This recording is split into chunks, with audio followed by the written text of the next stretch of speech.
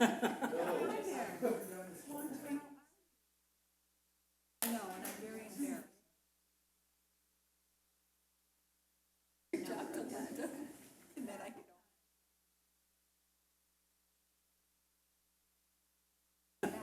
In a bad way, in a bad way. Don't be asking about.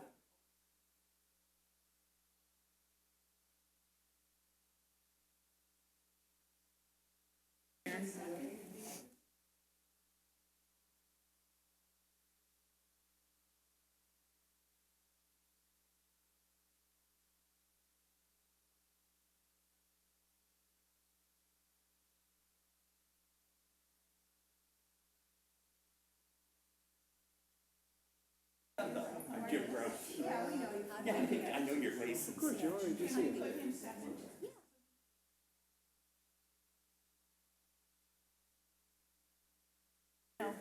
We were the only thing on it.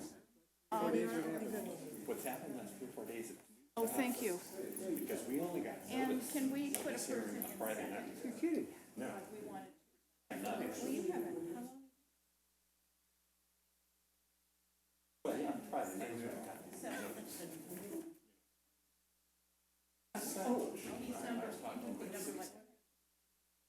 Oh, I see.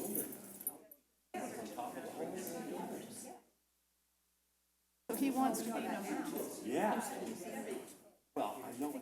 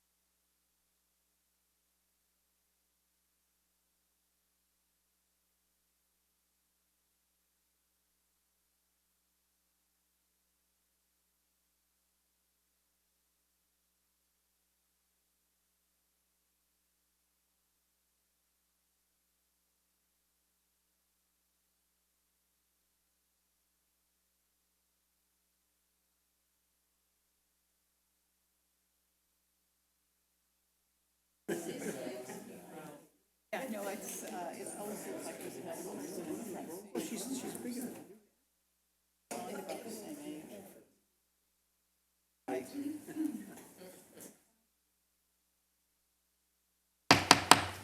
I'd like to call the Planning Commission of July 24th, 2019 into session.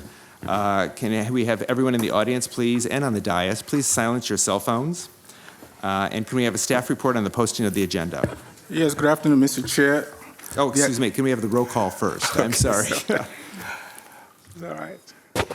Okay. Commissioner Donenfeld? Present. Commissioner Gardner? Present. Commissioner Hirschbein? Present. Commissioner Song? Present. Vice Chair Barutzi? Chair Woods? Present. Now can we have a posting of the agenda, please? Yes, good afternoon, Mr. Chair, members of the Planning Commission. The agenda was posted on July 18, 2019. This meeting has been noticed and posted in accordance with the state law. Thank you. Thank you. We only have one item on the agenda today, but did any commissioners have any changes to the agenda? If not, could somebody move the agenda, please? So moved. Is there a second? I'll second. All in favor, say aye. Aye. Okay, it passes. Thank you. So the agenda's been accepted. This next time has been set aside for members of the public to address the Planning Commission on the consent calendar, non-public hearing items, and items of general interest in the subject matter of the commission. If you're here to speak on cannabis, you'll actually speak during the public hearing, which is our only item that's on the agenda today. If you're here to speak on another item, you can come before us and you'll have 3 minutes to address us. Is there anyone in the audience that wants to address the Planning Commission on the on items not on the agenda? Okay, hearing none, we'll move on the agenda. We do not have a consent calendar, so we'll move right on to public hearing. Can we have a staff report, please?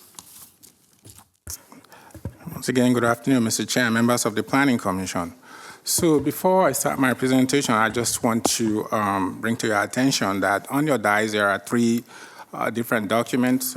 So the first one, which is a thicker one, are the emails that were received as part of the comments relative to this project or relative to this hearing last night. Those were emailed to you. And then the second one, the lighter one, were received today. So I'm sure that you haven't had the opportunity to go through that as this second one. And then the third document on your dais is a map showing the location and the distance between the site and some sensitive receptors close to the area. So those are what you have before you.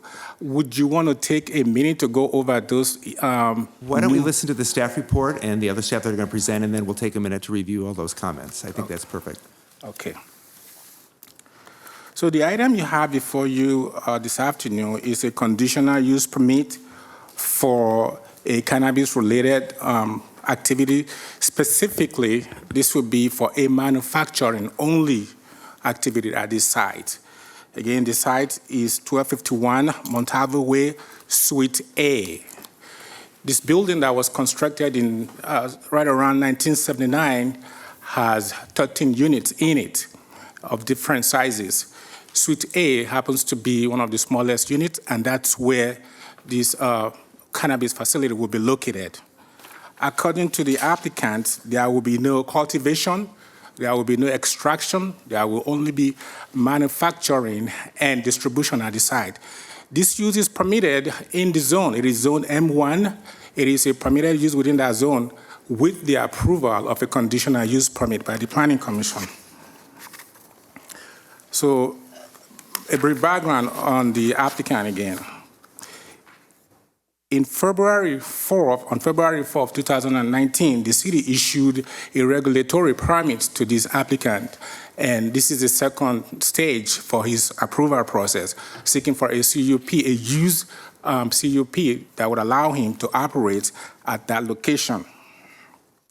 Again, Suite A is 2,310 square feet in total. And out of that, 995 square feet of that unit will be dedicated to manufacturing. 577 square feet of that unit will be dedicated to distribution and storage areas. Office space and break room areas will account for 738 square feet for a total of 2,310 square foot. Under CEQA guidelines, this item is exempt because it is an existing facility. Number one, also it does not rise to the threshold of the size and activities that will be taking place in it. So for instance, it is less than 2,500 square foot, and again, the cannabis activities at the site will be limited to manufacturing only. As a result, it can be exempt by CEQA, and that's what staff is recommending to you. So I will go through some slides to go over the area and its surrounding and the site specific, and also we'll introduce some of the project-specific conditions that staff is recommending that the Planning Commission adopt should you decide to approve this project.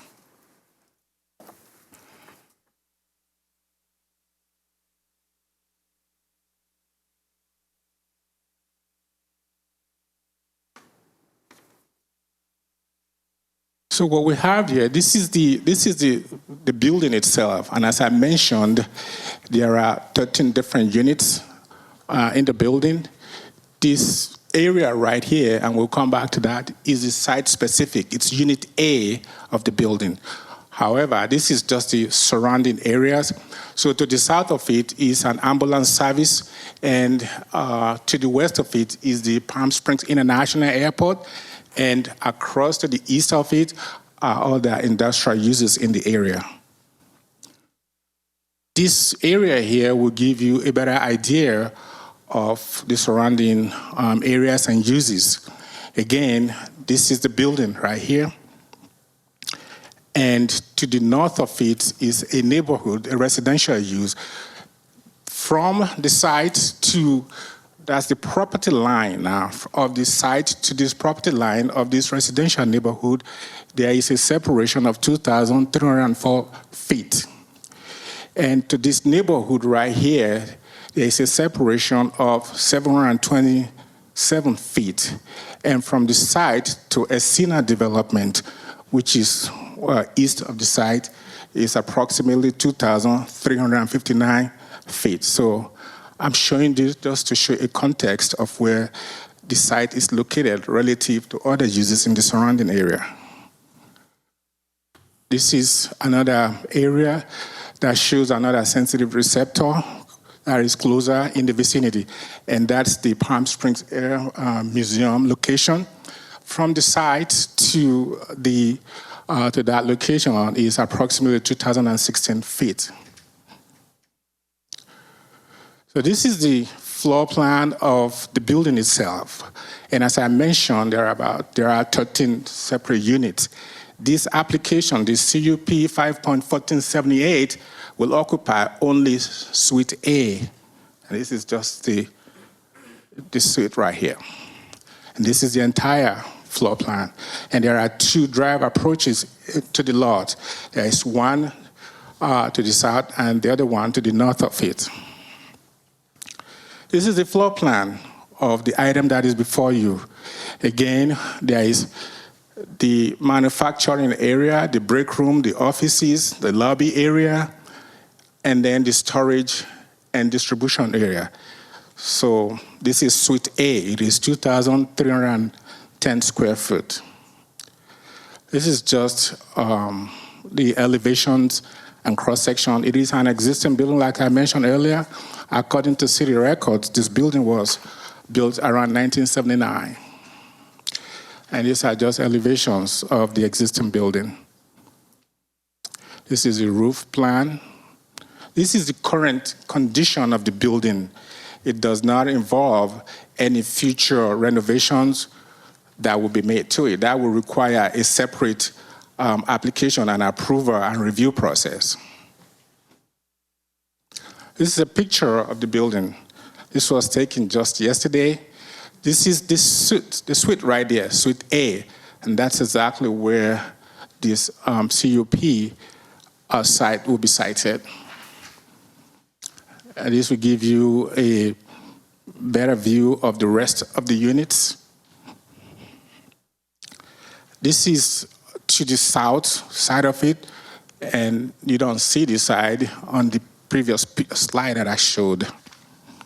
And this is the other driveway approach to the site. This gives you a clearer view of Suite A, where Curiously Inc. is proposed to be located. So I'm showing you this slide because one of the project-specific conditions that staff is proposing is that the driveway has to be repaired as necessary and a new landscape plan be submitted that will be consistent with the original landscape plan that was approved for this site prior to certificate of occupancy.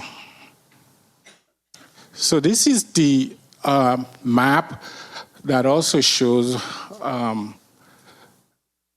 where residential uses and other sensitive areas are. Again, I showed it earlier on in our area view, but this map, in addition to residential uses in the area, it also shows where the location of existing cannabis businesses are located. So you have number one that is on 2050 Executive Drive, and so on. You have this document in front of you. And staff is recommending, should you vote to approve this project, to consider these additional project-specific conditions. Number one, that this facility shall be restricted to manufacturing and producing edibles only. That there shall be no cultivation or any solvent extraction process at this facility, and that no waste chemicals shall be generated in that process. Should there be any change in the future to those uses, it has to come back to the Planning Commission for an amendment. Number two, that there be a status update. A status update relative to odor control complaints shall be prepared for Planning Commission review after 6 months of operation at the cannabis facility. In other words, from the date that a CFO is signed off, 6 months after then, a status update will be presented back to the Planning Commission to review any cases of complaints or issues relative to the site. Number four, installation, that the applicant shall be required to place new installations as necessary in all the walls to prevent odors from escaping from the facility. This will be in addition to all those conditions that have been recommended by the building department. They are all in your package. Number five, the driveway approach, that the two driveway approach to the site shall be repaired and repaved as necessary. 6, landscape plan. As I mentioned earlier on, that the applicant shall be required to submit a landscape plan that is consistent with the original approved landscape plan for the site. 7, bicycle racks. That there be, although the parking requirements for this site have been met, staff is recommending that bicycle racks be located at the site pursuant to Section 9306 of our code. And finally, that a shower facility to be provided at the site by the applicant. Mr. Chair, in addition to staff report, with us today is the city's odor control consultant. He flew in from Northern California, and he was at the site today for an inspection. He's here to answer your question. And also the director of special program for the city, Ms. Veronica, is also here should you have any policy-related questions. But again, I just want to reemphasize that this item only is at Suite A, not the entire building at 1251 Montalvo Way. Finally, staff's recommendation is that the Planning Commission to adopt a categorical exempt under the CEQA guidelines as stated in your report and approve the conditional use permit application subject to the attached conditions of approval in addition to any added conditions that the Commission may deem fit for the use. So for now, that will conclude my report. So Mr. Chair, if you please call on the odor control expert, because of time, he has to fly back to Northern California at 4 o'clock from Ontario. Thank you, sir.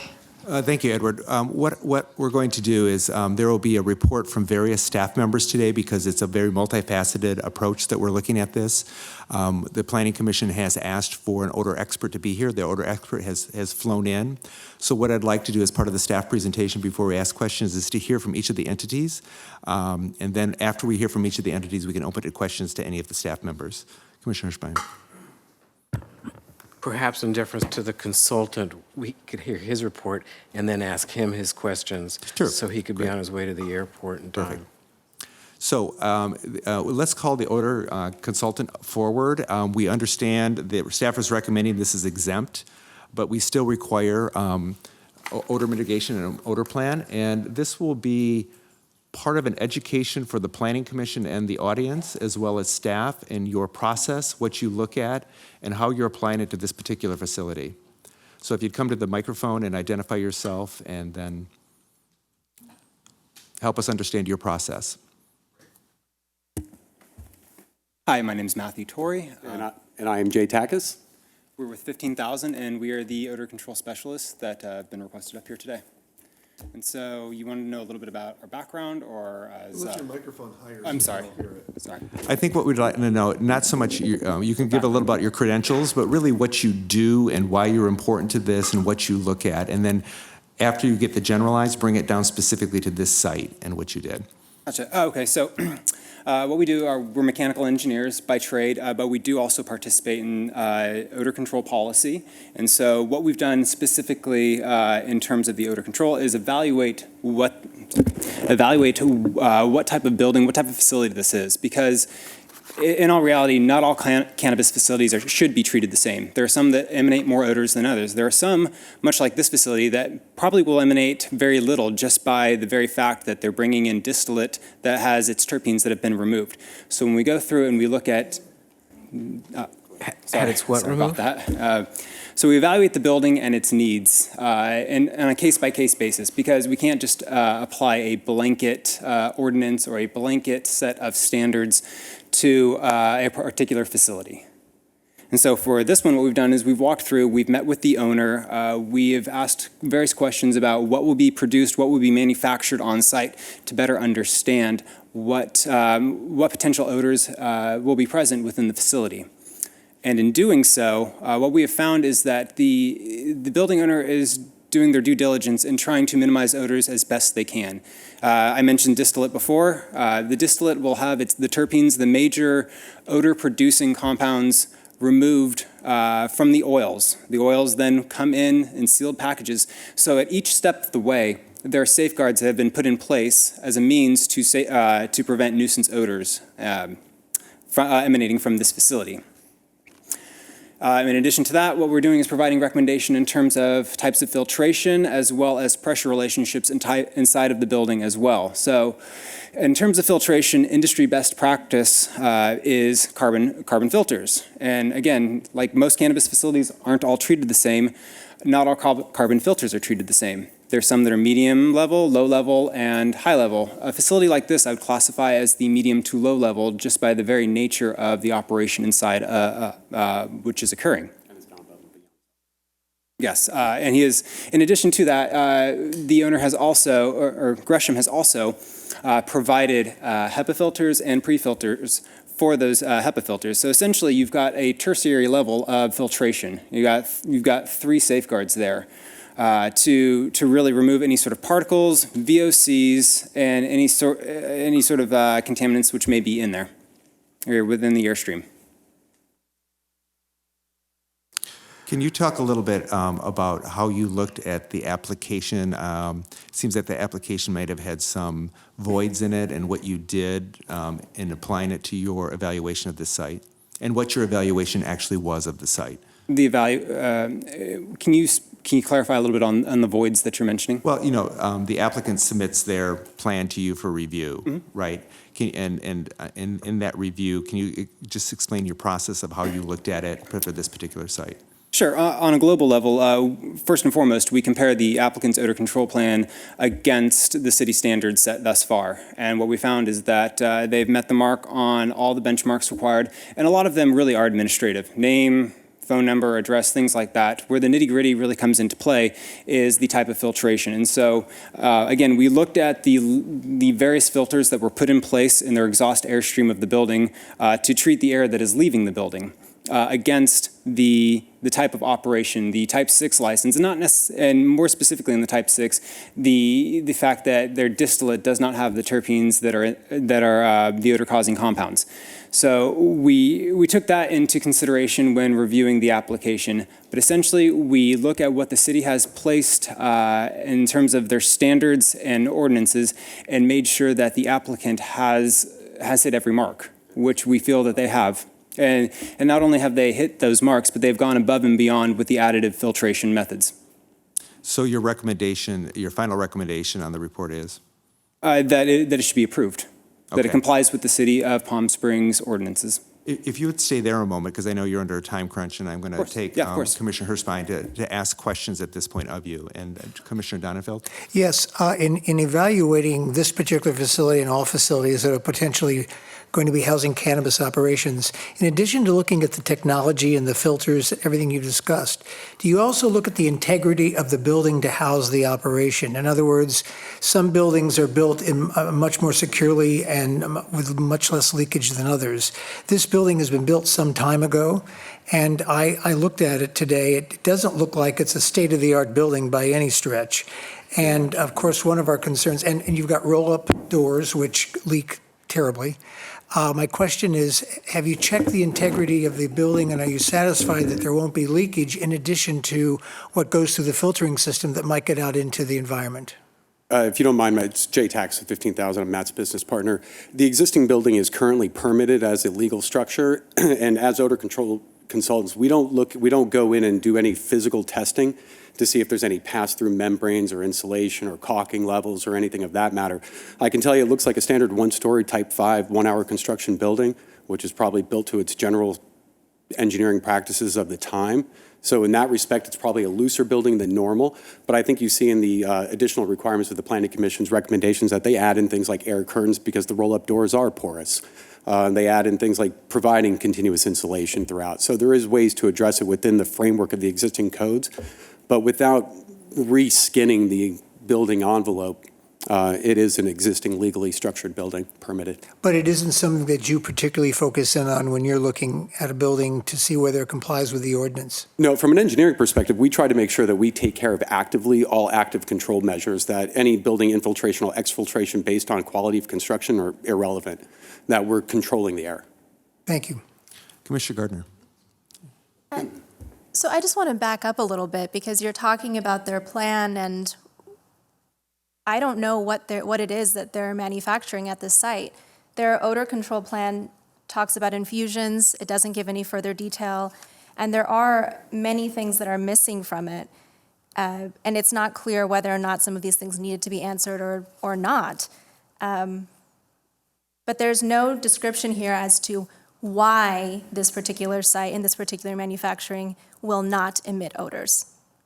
So can you give us a sense of what this is and why it won't emit odors? Yeah, absolutely. As a function of the license itself, Type 6, and the function of infusion, the terpenes that Matt mentioned that are part of the process are not actually part of this building. There's no cultivation, first of all, as part of this application, so there's no odors generated from that.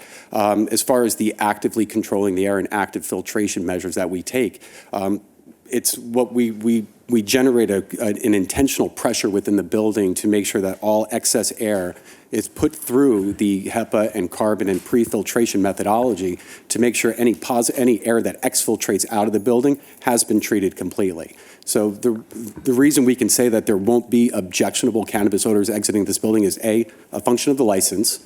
It doesn't just have the amount of terpenes that are part of the license. It would be similar to like a distribution where everything is already encapsulated and packaged. And also the active engineered control methods to control the actual contaminants. Commissioners, did you want to add up? Yeah, I don't think you really answered Commissioner Garner's Yeah, question please, I'm at sorry, all. please clarify. She asked what are you doing there? What's the process? And you just said Oh, they have a HEPA filter. I'm sorry, the they have You make- pressurized. Specific to workflow? What? No, I Specific- want to know what's being produced there. Yeah, she Is asked you it- what they're doing Oh, there. understood. That would have Yeah, to be, just on I'm the sorry. very basic level, what kind of a business is this? There's a lot in that cannabis. Edibles. At what edibles? I'm going to have to, I'm sorry, Baking. that's, yeah. Yeah, edibles that have been infused with the oils. That is what they are producing. And how do you infuse an ampule with oil? What's the process? An edible? Did you So- say edible? I thought you said So- ampule. No, I'm sorry, edibles, food products. So are they baking stuff, or They're making candy, they're making candy? correct. And the candy and this oil is part of the candy ingredient? Correct, yes. Okay. And does the, And that oil is pre-manufactured. no, I got that. And, I'm sorry, I took your That's okay. steam here. Go ahead. And the, so this oil is like in a big cake batter and they mix it up. This is better for the. Yeah, this is. Well, no, wait. okay. My question is, does the permit or their report or your recommendation specify that is the only manufacturing process that will take place on this site? Yes, it is a type 6 And application. could you show me where that's located, that wording? I don't have it specifically on, or I don't have that, actually I do have the control plan. While he looks for that, type 6 manufacturing is limited by the state of California to certain specific things. It's non-volatile manufacturing and should be. Well, no, you could just tell us, because they're going to want to see it too, so. No, you need to go back there. Sorry. If you can point to where it is Yeah, in their just point to- odor application. It is Or on in- the first actual written page, and it is item F, or 2F. I'm sorry, 2H. Edibles manufacturing and distribution. 2H on mine is description of facilities, operation, edibles, manufacturing, distribution. Yeah, but that's a lot less specific than what you just said. Non-volatile? Not, okay, I'm trying to, forgive me for misunderstanding, I'm trying to Well, you figure out the described a distinction. process by which these oils, which are prepackaged, are added to some cake batter Yeah. and made into or not cake batter, but cookie ingredients, or sorry, candy Yeah. ingredients, and made into candy. The amount of products that could be manufactured. Wait, let me just ask a question. But there's no specificity as to that in either their description of what they're doing or the law or what your report says. Would a Is that menu? correct? I don't know if it's correct. I don't know of everything that's been submitted. Are you looking for a menu? Because what happens in a No, menu? I'm looking for clarity on what these people are doing. And when you verbally described it as they're adding this prepackaged oil to some candy ingredients Mm-hmm. and mixing it up and making candy. But there's nothing that we can rely on that limits their production to that. is Can what I add something? I think you're saying that under permit 6, there are 6 permits the law allows. Permit 6 limits the operation to specific types of Correct. manufacturer. Correct. And 6 can someone read 6 for us so we know exactly what 6 Yeah, limits that's them probably better. to? Thank you. Let's give our attorney a moment to pull it up. We'll continue with questioning. Are you done? Yeah, good point. Grace, would you have more? Grace, yeah. I think I'm done at this second, but I'll have We more. can come back. Michael, did you have some more you'd like to ask? Yeah. And we will be returning here, so. Okay. I just pulled it up very quickly, Mr. Chair, members of the commission.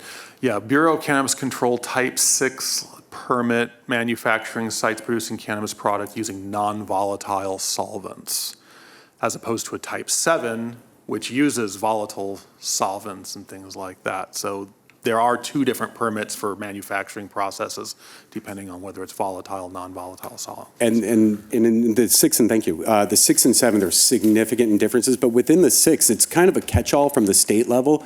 It can include everything from a conventional commercial kitchen that's making the brownies and cookies, or it can make hard candy, things of that nature. So it's what's going to wind up happening as far as the process. It's going to wind up depending on what the final product or menu items would be that they're providing. And in your experience, does baking a pot brownie emit odors that mixing up some candy ingredients wouldn't? If you're doing it in your kitchen, it's a different process. What happens is everything's Why don't in your decarboxylated. kitchen? Everything's decarboxylated by the time it comes into the. It's what?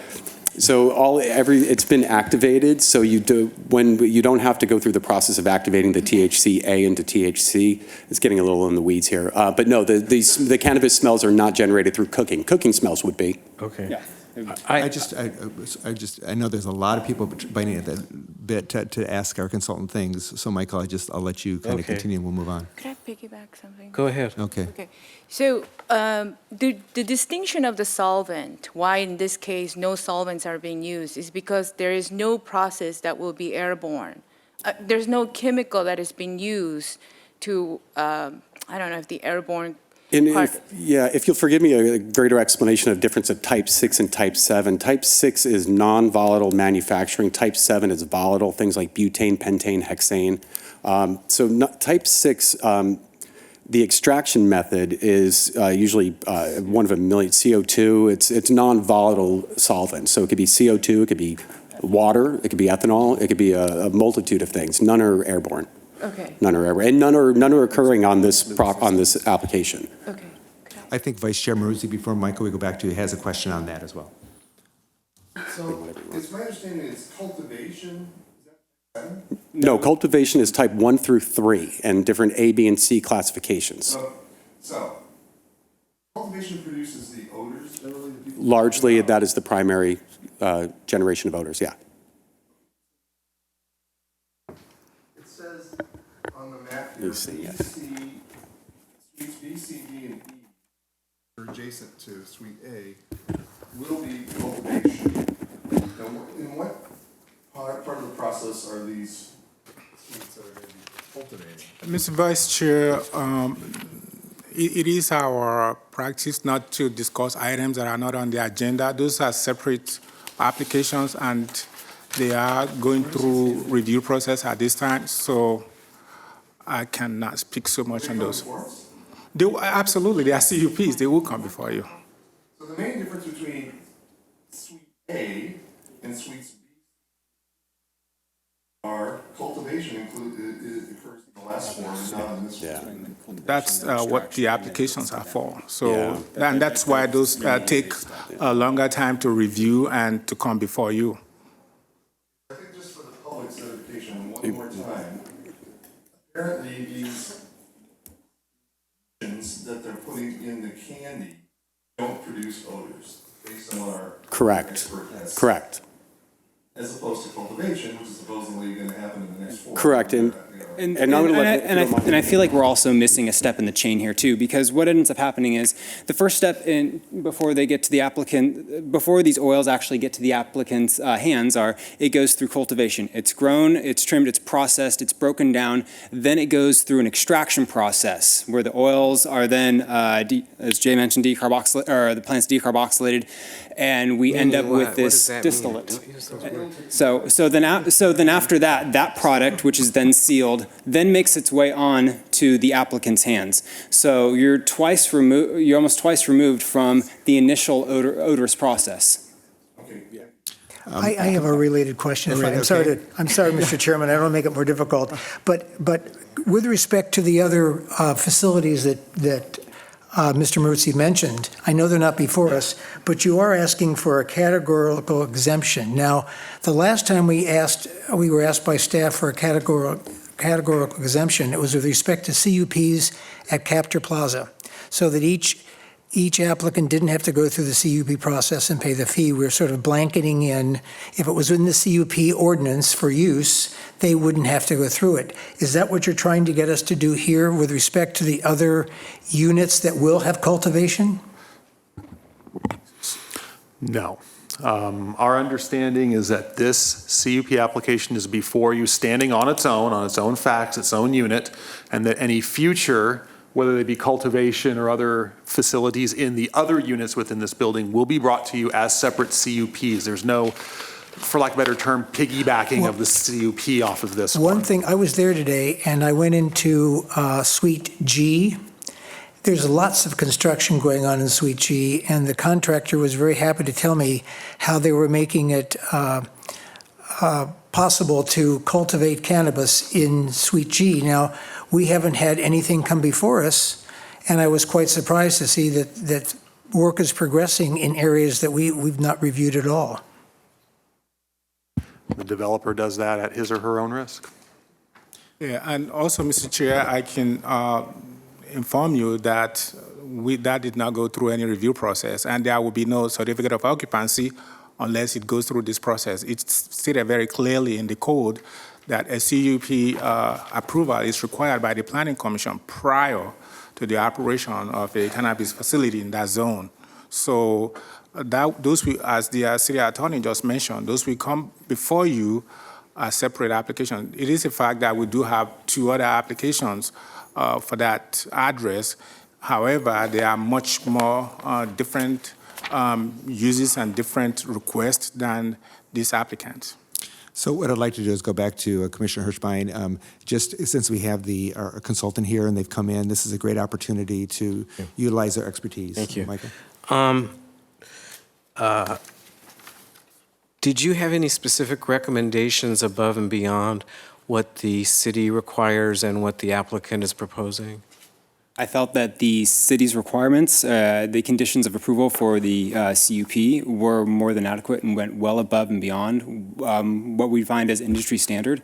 The addition of the air curtains, the insulation, would bolster the exterior of the building from nuisance odors. And those were your professional opinion. recommendations? Those are the recommendations that are put forth in the conditional use permit application. Were those your recommendations? They were not my recommendations, Okay. but they're.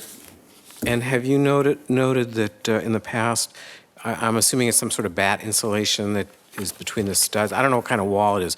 You said type 5. To me, that means it's wood frame with an exterior skin and an interior skin. So you're saying bat insulation between the exterior studs? Is that what your understanding is? The insulation, as far as I know, was not a requirement from our office. No, but you mentioned it. You asked if the measures put forth in the CUP application were going to be sufficient, and some of those Well, that measures. was my last question. And in response to that, you mentioned the bad insulation. Because My that was one of question the now conditions is- that was in here. Sorry? That was one of the conditions that was present in the CUP application. I understand that. You mentioned it just now. I asked you what above and beyond, but you mentioned that. Given that you mentioned it, I wanted to ask you about it. Is that okay? Is the insulation okay? No, I'm going to ask you a question about the Oh, insulation. yes. I'm sorry for misunderstanding. Yes, please proceed. Okay. So, in your mind, is that bat insulation? Is it solid board insulation? What is it, and what would it accomplish? In your experience, does bat insulation in cavities of 2x4 walls, does that inhibit odor from exfiltrating from the building? That is not the specific intent of insulation. I know that. I'm trying to answer your question. I can do it.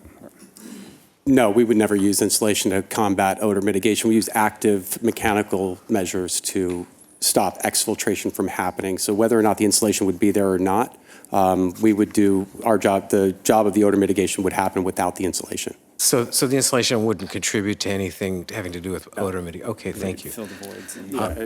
It's better for the environment. Well, no, I get all that. Yeah. We're talking about odor No, exfiltration no. here. Okay, and you had mentioned that the drawings and the documents that have been submitted by the applicant adhere to the city's requirements for this type of operation. Is it your professional opinion that the city's requirements are adequate in controlling odor? I think the city of Palm Springs has done a great job in addressing this. We go all throughout California seeing this, and it's not addressed quite a bit everywhere. I think there's more to do, and we've been working with staff in order to provide a new proposal to the city to find enforcement procedures and quantifiable measurements to make sure that what we are preparing for in the CUPs and in the code is actually carried out for the community. So while I think the city of Palm Springs does a fantastic job, I think we're still all moving forward to make sure that the community is protected in the way that we need to. So let me ask the question again. You stated that the applicant is adhering to all city requirements, and my question to you is, do you believe the city requirements are adequate in controlling the odor? Yes. Okay, thank you. Thank you. What? I think that might. Oh wait. Other. We can, No, that. Oh, did you indicate where the fly fans need to be when you looked at the floor plan, the operation of the unit? At the exterior of the building. Just. Yes, just at the exterior of the building, because a mechanical system goes much more than all the pieces interact with one another. It's not just filtration, it's negative pressure relationships in certain areas. It's positive pressure relationships in certain areas too, to create different pressure cascades to ensure that you're using infiltration via any through the building to draw in any sort of makeup air to create those negative pressures. And then draw that out through the exhaust fan, through the pre-filter, through the HEPA filter, through the carbon filter. And in previous approvals, and I know we're not supposed to, well, in previous approvals of facilities, and one was a baking facility, and I think there's probably a level 6 permit as well. You were the last time. We required that applicant to build a wall in front of the roll-up door, if you recall. Am I correct on that? We did yeah. that. Why would you leave that particular option off the table when making your recommendations? A wall instead of the door? Yes, it was, we allowed a man door next to the roll-up door, or actually, in that case, we told her to put a man door in the wall that was going to be built inboard from the roll-up door. Because obviously when you have a roll-up door, even with a fan, fly fan, a lot of air is going to escape. So one of you was on that call. I think it was you. Oh, that was me. And so I'm wondering, having that as a solution just for baking, why you wouldn't have recommended something like that in this case? It's part of the conditions of approval. Putting a wall in front of the roll-up door? No, it was No, like air curtains. well, No, we went beyond. there air is a curtains, wall. yeah. I mean, there's a distribution area where the roll-up door is, though. Correct?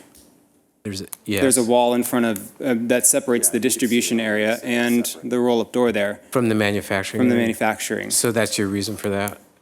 For not including the, Another. Well, otherwise we'd be protecting an interior and exterior space, so we're choosing to protect the exterior space. Or actually, we're not choosing it, we're saying it's acceptable.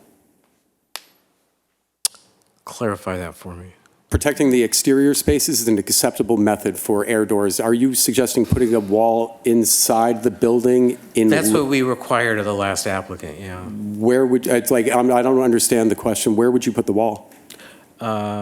We put it, we had her wall off the roll-up door. Oh, get rid of the wall off, roll-up door. No, we left it in place, put a wall on the inboard side of it, Got and it. then put a man door in that wall. But this is a distribution space, though. What was the other one? A type 6. No, That this big. is type 6. I'm sorry. If you mentioned that it was a bakery, I suspect, I don't know, I'm not familiar with the other application, but I suspect the uses are very different. This is going to be used for moving product in and out, and they probably need the door. And we can protect the opening. Okay, all right, thank you. So what I'd like to do is just kind of go around the commission to use what we have here, and I'll just start off with Commissioner Gardner. All right. I just want to be really clear about the odor.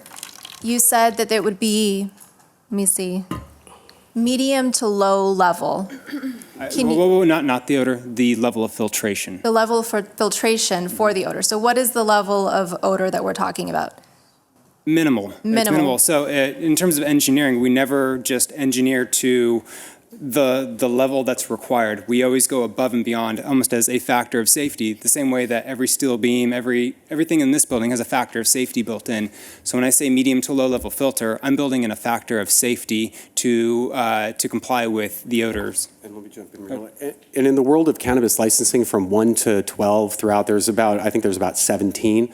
I would rank probably type 6 in distribution as minimal odors of any sort whatsoever, and cultivation is number 1. And in comparison to cultivation to type 6 licensing, it's worlds apart. There's minimal odors generated, if any.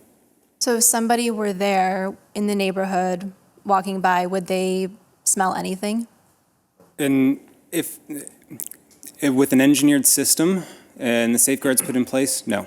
Okay. The reason I ask is because we have a lot of facilities in Palm Springs where you can smell quite a bit. So that's why I'm just trying to understand if what's coming out of it when you're next to it, what's coming out of it when you're 50 feet away, et cetera. Yeah, specific to this license, there are no products that are being used that have that typical cannabis odor that we're all familiar with. It is a stripped down kind of sanitized version of just the activated ingredient.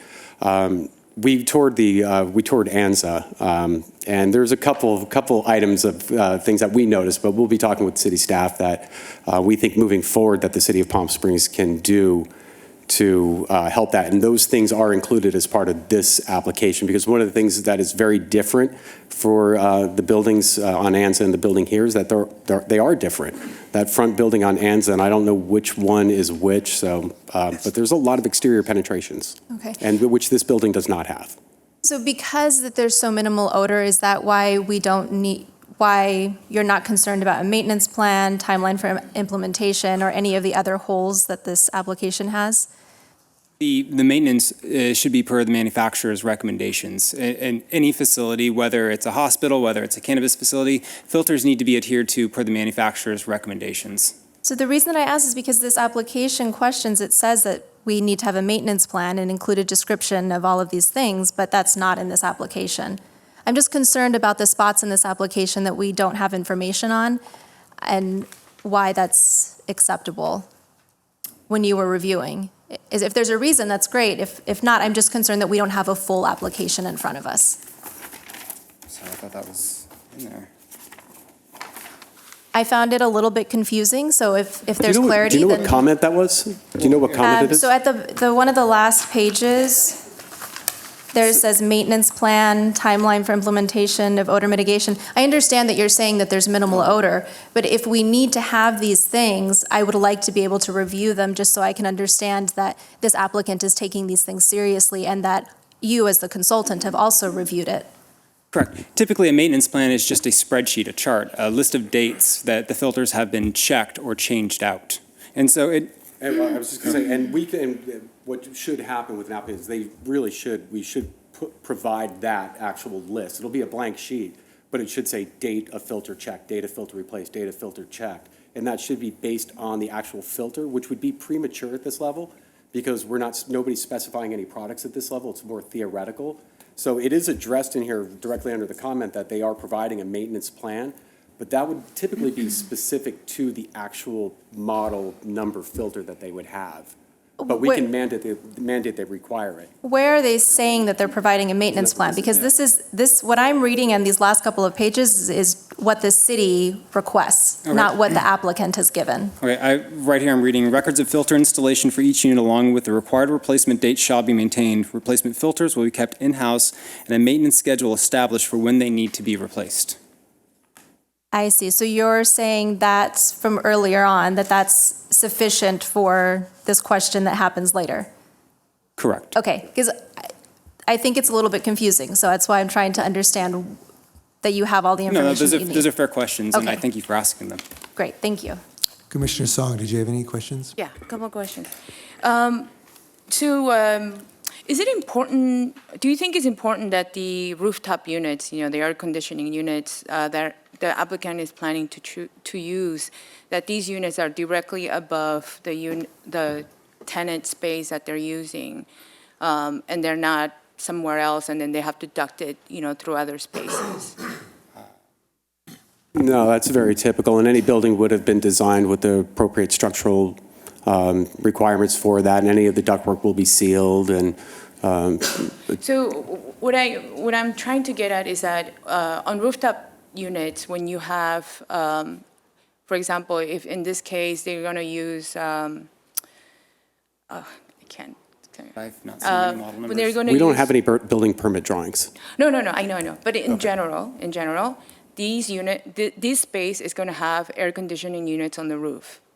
That it's going to condition this space. I don't know. I don't know. They could, or they could use split systems with remote condensers on the roof. Okay, so any mechanical system they're going to use, they're going to have it on the roof, directly on the roof. Let me start again, sorry. Not necessarily. necessarily. I know what you're asking, but not all mechanical systems live on the roof. I mean, because in theory, we could put a grade-mounted condensing unit and a suspended fan coil unit, and nothing's on the roof. Okay, and in the case that if it was on the roof and there was a outdoor intake, okay, you're saying that in this odor plan, there are 2 other filtering systems, so any air that comes in or exhausts out is going to be filtered. That's what this odor control plan says, and that's what you recommend to abide by these odor control plans. Correct, and any air conditioning unit that had a permanent outdoor air intake would actually have a separate level of filtration, so there'd be 4. Okay, then the second question I wanted to ask you is, would something like a door blower test would tell us what kind of leakage this building or this space has? You know where I'm going with this. Well, you can certainly test air leakage in a building. It is quite an expensive and arduous process. An air door test, I'm not really aware of. I'm sure there's a performance standard that they all adhere to, and that's published data, I'm sure, but specifically to the building, I don't know. Okay, then the third question, if you look at that floor plan there, you see there are 2 doors, one from the storage, product storage, and the other one from the package area. You see those? Okay. So would you recommend that those doors have air filter if we're trying to keep the product odor inside of the conditioned space? No. Okay, so the only one that you believe is necessary is the one that is in the roll-up door? Exterior penetration. Exterior penetration. So there's no infusion between outdoor air and indoor air. That's your goal. There's clearly a separating line. Okay. Yeah, there is no internal buffer, no. Okay. Would you say the same thing on the entry, at the entrance? Or do you think? Yeah, if the city makes a condition of approval, an air door at exterior doors, that would be included. Okay. I'm just going to be honest here. I think the tone is, you feel that this is an overkill. Yeah, I apologize if that's coming through. Air doors aren't built for odor. I'm a little concerned about relying on an air door technology for odor control, to be honest, anyway. Active air control is done through pressure relationships and mechanical means.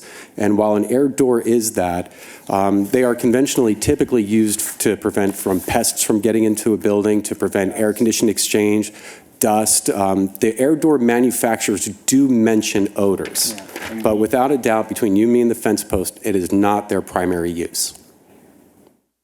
Okay, but yeah. My little hesitance about air doors is, honestly, when Matt mentioned above and beyond, the air doors, the beyond part. Okay, Yeah. all right. Thank you. I think the air doors are overkill. Okay. Commissioner Hirschbein, did you have anything else to add or questions? Commissioner Dannenfeld? Very quick question. I'm a cannabis purchaser, and occasionally I've purchased what they call a tincture. And I'm asking from a layperson standpoint whether you would compare the tincture that you would buy in a retail facility similar to the infusion that you're talking about in the candy. I would say similar. I mean, I mean, in terms of smell, I guess. Yeah, I would say, from my experience only, I don't have much experience with tinctures, to be honest, but I would say, yeah, because they're both using a activated compound. Because my experience with tinctures is there is not that classic smell. Yeah, it's probably like a lotion or this cannabis distillate is inert in nature and smell. Yeah. So yeah, the same thing in type 6 manufacturing, and distillates and tinctures would be similar. There's hardly any noticeable smell. I've never noticed it. Thank you. Vice Chair Maruzi? Any more questions? If you're able to stay, that's great. I want to thank you very much. Obviously, we are reacting to some legislation that allowed cannabis to come in, and we're in a huge learning curve on all of this. And some of the first ones that went in had very negative impacts on the city. So we're getting up to speed to not recreate, not to have those impacts happen again. So if the questions seem very direct, no, it's not personalized. We're just trying to exact information to do it. We have thick skin. All right, thank you very much. What I'd like to do is then continue a little bit with the staff presentation so we can open it up to bigger questions. And I would actually like our city attorney to talk to us a little bit about the CUP process, how the CUP process is applied to here, and what kind of our options are. Thank you, Mr. Chair, members of the Planning Commission. As you know, we are here on a conditional use permit application for this specific site, this specific unit, in fact. And as I'd mentioned earlier, when you consider a conditional use permit or any sort of land use entitlement, it is site-specific. Each application you take on its own merits, pluses or negatives. And as we've been discussing here, odor and odor issues with this particular application. The reason I want to just discuss this briefly is because I did see a great deal of comments that were submitted by members of the public, and I'm sure we'll be hearing from them later, proposing some changes to city policy about distance restrictions, things like that. I just wanted to emphasize to the commission that at this moment, you have the law before you, we're gathering the facts of this, and then you render a decision applying the law to these specific facts. Any discussions concerning future policy of the city, distance restrictions, requiring all cannabis facilities to be in new buildings as opposed to existing buildings. Those are questions of policy which we can bring certainly to the council, and the council can discuss those, and then policy can be changed possibly. But I just wanted to emphasize that, again, each application you take on its own merits as opposed to approving or denying an application because of an agreement or disagreement with general city policy. I just wanted to point that out to you really quickly because I do think a lot of members of the public do have some policy disagreements with where the city has been going with this. So I just wanted to set that for the canvas. Thank you. Could you talk briefly to, I know the staff recommendation is for approval. If the commission were to disagree with that, we have to make findings. And can you just talk briefly about what we need to do with that? Yes. Whenever the Planning Commission makes either affirmative or negative findings concerning a permit, they generally need to be backed up by factual findings. If the Planning Commission believes that based on the facts presented in this hearing that the findings can be made for a CUP, then the Planning Commission can certainly approve that. If the Planning Commission believes that based on the facts those findings cannot be made, then you can deny. A third option would be that if you don't believe that you have enough facts to render a decision today, the Commission could also continue this item and ask staff to perhaps perform some more analysis. This is being processed on a Class 3 CEQA exemption at the current time. That's what we call a categorical exemption, which means as a general rule, these types of projects do not create environmental impacts. However, the exemption is not absolute. If this commission believes that more analysis should be done, you could direct staff to do a broader CEQA analysis of this project, and then we could bring back what we find out on the CEQA. Although, as we've heard, we do have some professionals in the room who have already been talking to us about odor, which really seems to be the major concern with these facilities at this time. But those are generally the options available to the commission depending on how it sees the facts. Thank you. And Veronica, I don't want to put you on the spot, but I asked Veronica to be here. And Veronica, if you're able to just introduce yourself very briefly and how the commission might be able to use you, and talk a little bit about current policy versus what we anticipate is coming down for policy. My name is Veronica Goodhart. I'm the director of the Office of Special Programs. It's a relatively new department that oversees our cannabis and vacation rentals for the city.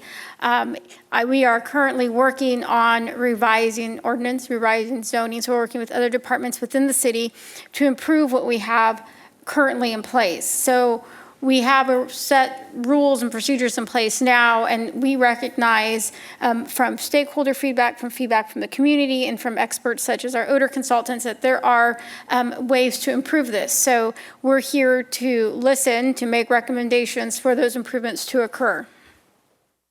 Great. I appreciate you coming in out of your busy day. You have a lot to do there to be here.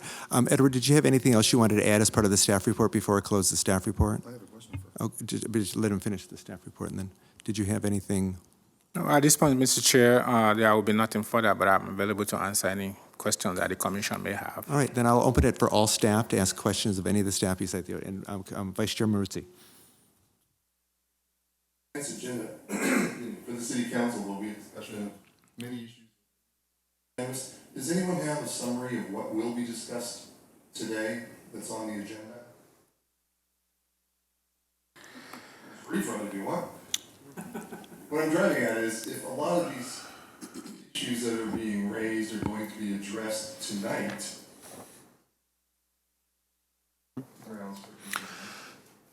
Well, I can read for the Planning Commission the City Council staff report for tonight, and it identifies 8 items of discussion concerning cannabis: moratorium update, cannabis separation distance, concentration of use, City Council waivers, taxes of cannabis, odor control update, new versus existing buildings, social equity update, cannabis marketing enforcement, and then there's a catch-all for other topics. That's what's identified in the staff report as topics for conversation this evening. I get the sense just from discussing with staff, it's going to be a very broad discussion about many issues concerning cannabis, not particularly one thing, but obviously odor and odor control is a highlighted item to be discussed this evening. Commissioner Donenfeld. And Jim, as a fellow lawyer, I know that you need to deal with the here and now and the law that exists today and not speculate about what council might do in the future. But because this issue has become so important to the community and so controversial to the community, both with respect to odor control, distance is a lot of the neighbors here today in our letters we got talked about distance not being far enough. Because of this, and we as a commission are so uncertain about some of these things, and it looks like the council is as well, and they are going to probably deal with these things in an affirmative, distinctive way.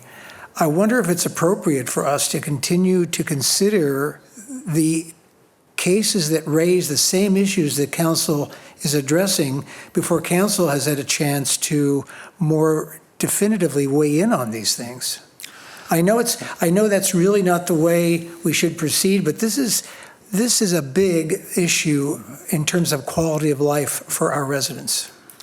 Yes, Commissioner Donenfeld. As I mentioned earlier, if the commission feels that they need additional information in order to render a decision, an option is to continue this item for a time and then, see if additional facts come out. I had talked about odor and CEQA analysis and things like that, but another fact that the commission may want to consider is what direction is the council going on this long term? Are we going to get any sort of a sense this evening after the council meeting?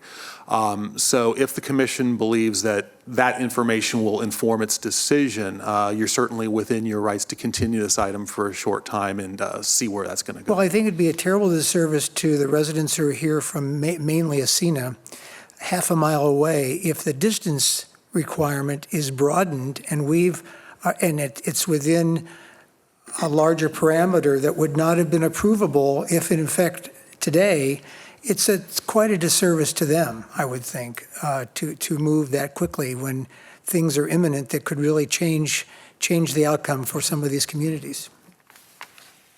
Commissioner Hirschbein.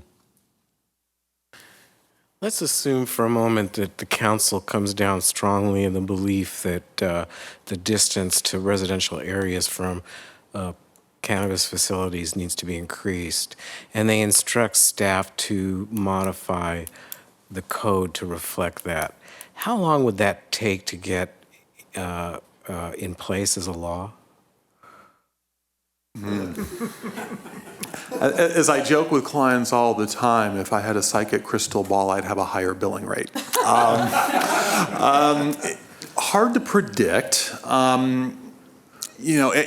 Not knowing precisely where the council's direction is going to be this evening, it's a little difficult to speculate. But if they do give a strong direction to write a revised ordinance, I think we could turn that around fairly promptly. I would think, within, a month or so, we could have revised regulations ready to go, and then it would be how the city decides to process that, whether it would go through the standard zoning ordinance process, which would be Planning Commission, then council, perhaps done by an urgency ordinance. That's always a legal option, which would speed up the process some, because that just goes up to the council on one reading. It does not go to the Planning Commission. So there are ways that could be expedited. Again, absent direction from the council, I'm just speculating. No, I'm just trying to understand what sort of the parameter or Mm-hmm. timeframes could be. So a month to prepare it, and then it has to get on, and then the council has to declare it could declare it an emergency, and then they could vote on it within 2-3 months, something like that? Well, an urgency ordinance is you put it on the council agenda, it's adopted on one reading, and it becomes effective immediately. Okay. So that is an option. Again, whether the council would direct that or not, I can't say. Okay. Are you done? I had a question. Yeah, you're up. Okay. In the initial staff report, you mentioned some sort, oh, here it is. A regulatory permit has already been issued. What is a regulatory permit? How much does it cost, and what's the process for getting it? So I think that Ms. Veronica is better equipped to answer that question, but that is the initial permit that is issued to an applicant when they come to the city. So that allows them to obtain the state permit, if I'm right. The state what? State of California also issues a permit. But first, an applicant will have to get that administrative or regulatory permit, and that's even prior to CUP. So this regulatory permit you referenced early on, that's a state permit, not a city? No. City of Palm Springs issues that. And how much was that, do you know? Okay, so I'm not privy to that information. Perhaps Ms. Veronica can respond to that. The regulatory permit is simply the City of Palm Springs reviewing the initial application, the background of the applicant, and determining that that applicant is suitable to pursue a cannabis business in the city. There's no land use entitlements tied to that initial administrative permit. Right. The administrative permit is their approval to make application to the state while they're going through all their land use entitlements to pursue their state license. And how much does that cost? $4,000. So they've already paid $4,000? Correct, plus their background fee as well, which was $255. So they paid over $4,000. And does that take a long time to obtain? The reason the city opted to start with the regulatory permit is during the first year of permitting, which was last year, the state was issuing temporary licenses. The temporary licenses that were granted by the state did not require the thorough process that now the annual permits are requiring. So one of the things that we will be visiting in the future is eliminating issuing this regulatory permit first and ensuring that all applicants obtain all land use entitlements prior to the regulatory permit, because the state process has changed. But when the applicant came to apply for the regulatory permit, they wrote you a check for $4,000 and another check for the background check, and they received the regulatory permit. How long did that process take?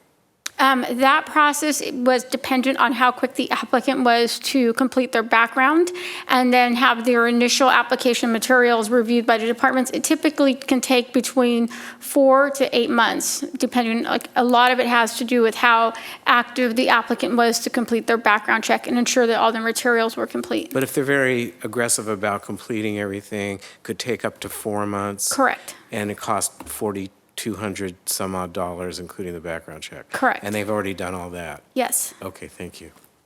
Commissioner Donenfeld. Is there a time limit with respect to the effectiveness of that regulatory permit? No, there's not. There's not, thank you. Okay. Commissioner Song, did you have a question? Yes, for staff. So the odor plan that has been submitted as part of the package and the Planning Commission resolution draft, to me, it seems that there is not a condition here that actually says that the odor plan that has been submitted is what is going to be implemented. It generally says that an odor prevention, according to the section of Palm Springs ordinance, So plan number 4, odor prevention. Planning Department condition number 4 states the odor prevention requirements, but I haven't seen a direct reference to the actual odor control plan submitted by Curiously Inc. as being the plan that they're going to implement. Is that something that could be done? Absolutely, that condition, and so as I stated earlier on, in addition to all the conditions that you have in that document before you, and in addition to those project-specific conditions that staff talked about earlier on, I also stated that those would be in addition to any other conditions that the commission may deem necessary for this proposal. Okay, and then just, I think it's more of a technicality, but under the Cal Green requirements, Cal Green code requirements, I think it's more of a blanket situation in which they do say that if this is a grow facility, grow rooms, grow lights, I think those references do not apply to this project, correct? That's true. Okay, right. Vice Chair Maruzzi? I just want clarification from the staff on something. There is this listing for units B, C, D, and E, and they state, "The final city corrections for the CUP have been submitted and are nearly approved." First of all, what would that mean, and is that accurate? Is that from a staff report? No. This is from this real estate thing. Okay, so, yeah, those are not from staff. I understand, but yeah. what do you think they mean by this? The final city corrections for the CUP have been submitted and are nearly approved. I'm not aware of that. I am the one in the planning department that deals with plan checks, and we have not received plan checks for any of those units. So And if they were, this is inaccurate. it is inaccurate. If plan checks were submitted, it would have been submitted as at risk. It's made very clear to applicants that we do not review or approve plan checks prior to the approval of the Planning Commission. Okay, thank you. You're welcome. If there's no more questions of staff, question, Commissioner Song. One more. So this item 2A, this plan that we have, which is very useful, under 3, item 3, it says Montalvo Enterprise LLC, permit number 052. It's the same parcel, and it's a cultivation distribution. That's correct. Remember, if you recall earlier on, if I can just go back to the slide. So there are more, this is a multi-unit structure. Yeah. And there are active applications for the rest of the units, but those are not what's before you today. Right. However, Curiously Inc. is right under number 3. It's not a joint or any reference. No, Curiously Inc. is just under a separate. Right. It's just that when you list the business names, 1, 2, 3. Yes. Under 3, Montalvo and Curiously is in the same category. Yeah, so they are on the map just for as a point of reference.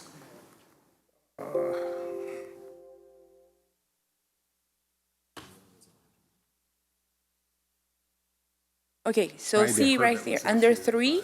Correct. Yeah. Next to 3, it says Montalvo Enterprise Cultivation Distribution. Yes, because those are listed by the APN, and there's a single APN for that structure. Oh, so number 3 is for that entire APN? Correct, yes, Okay, yes.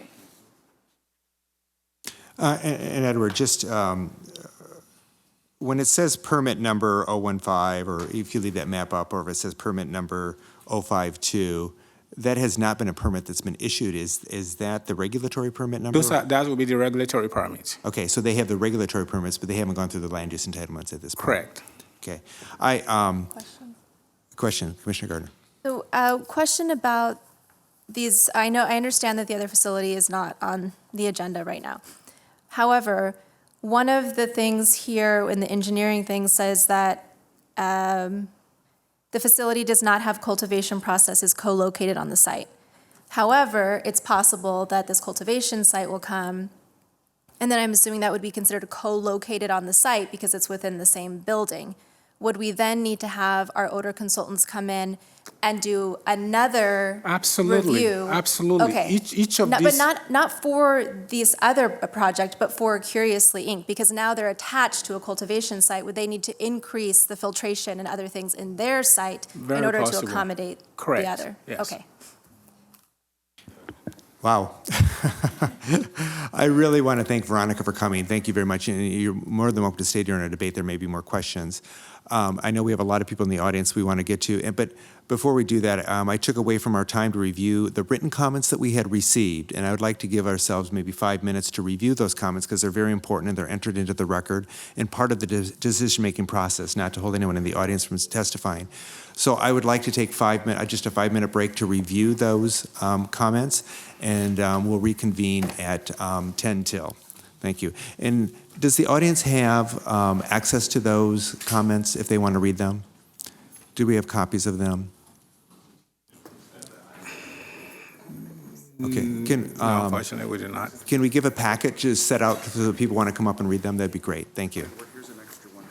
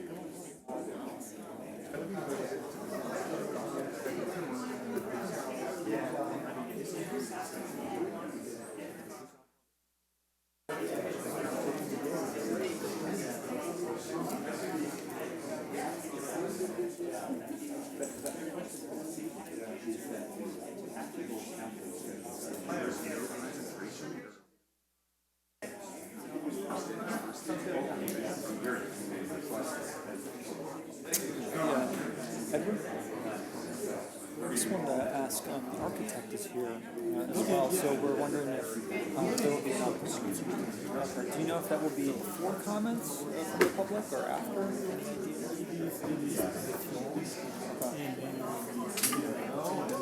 Yeah.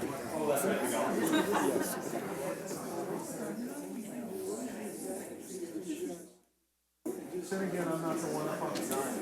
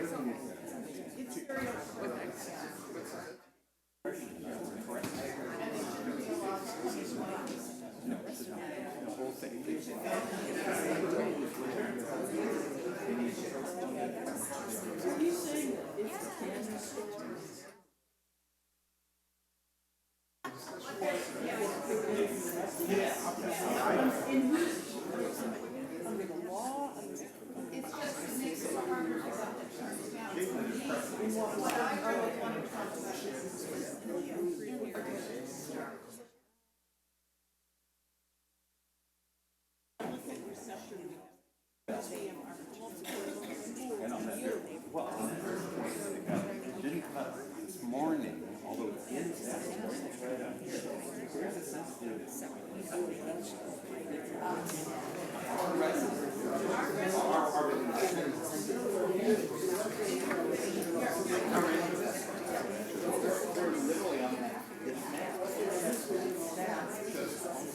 was so funny. He drew this dead on. I saw you when you came in. You strolled in like you some big valley girl. How am I doing? Do I valley Get it? No, you lying. No, you lying.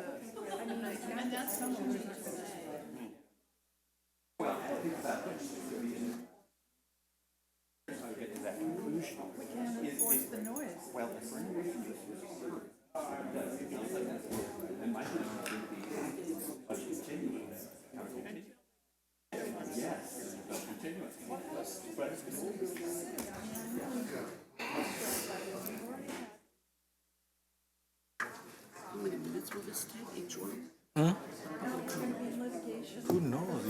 You got a lot of people? Well, I just told them they got to leave there at 12, so I don't know what they're going to do.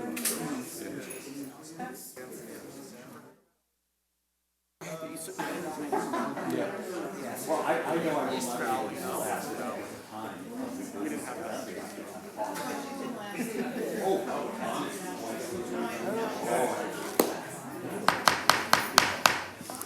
I'd like to recall the July 24th, 2019 Planning Commission meeting back to order at this point.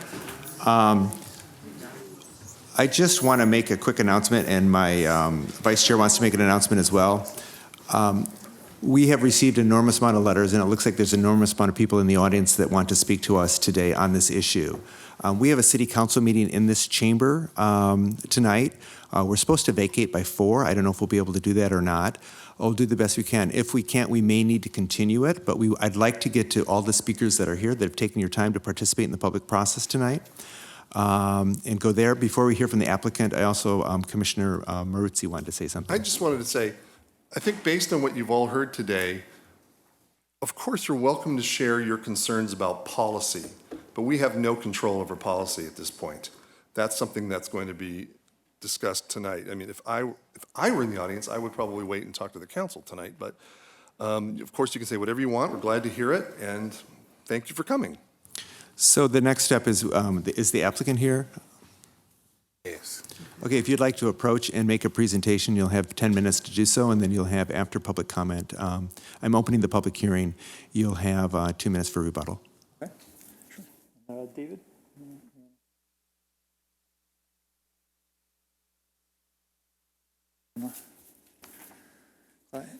Well, I've written a statement today and prepared something, but before I get into that, Yourself. my name is Gresham. I am the CEO and owner of Curiously Inc.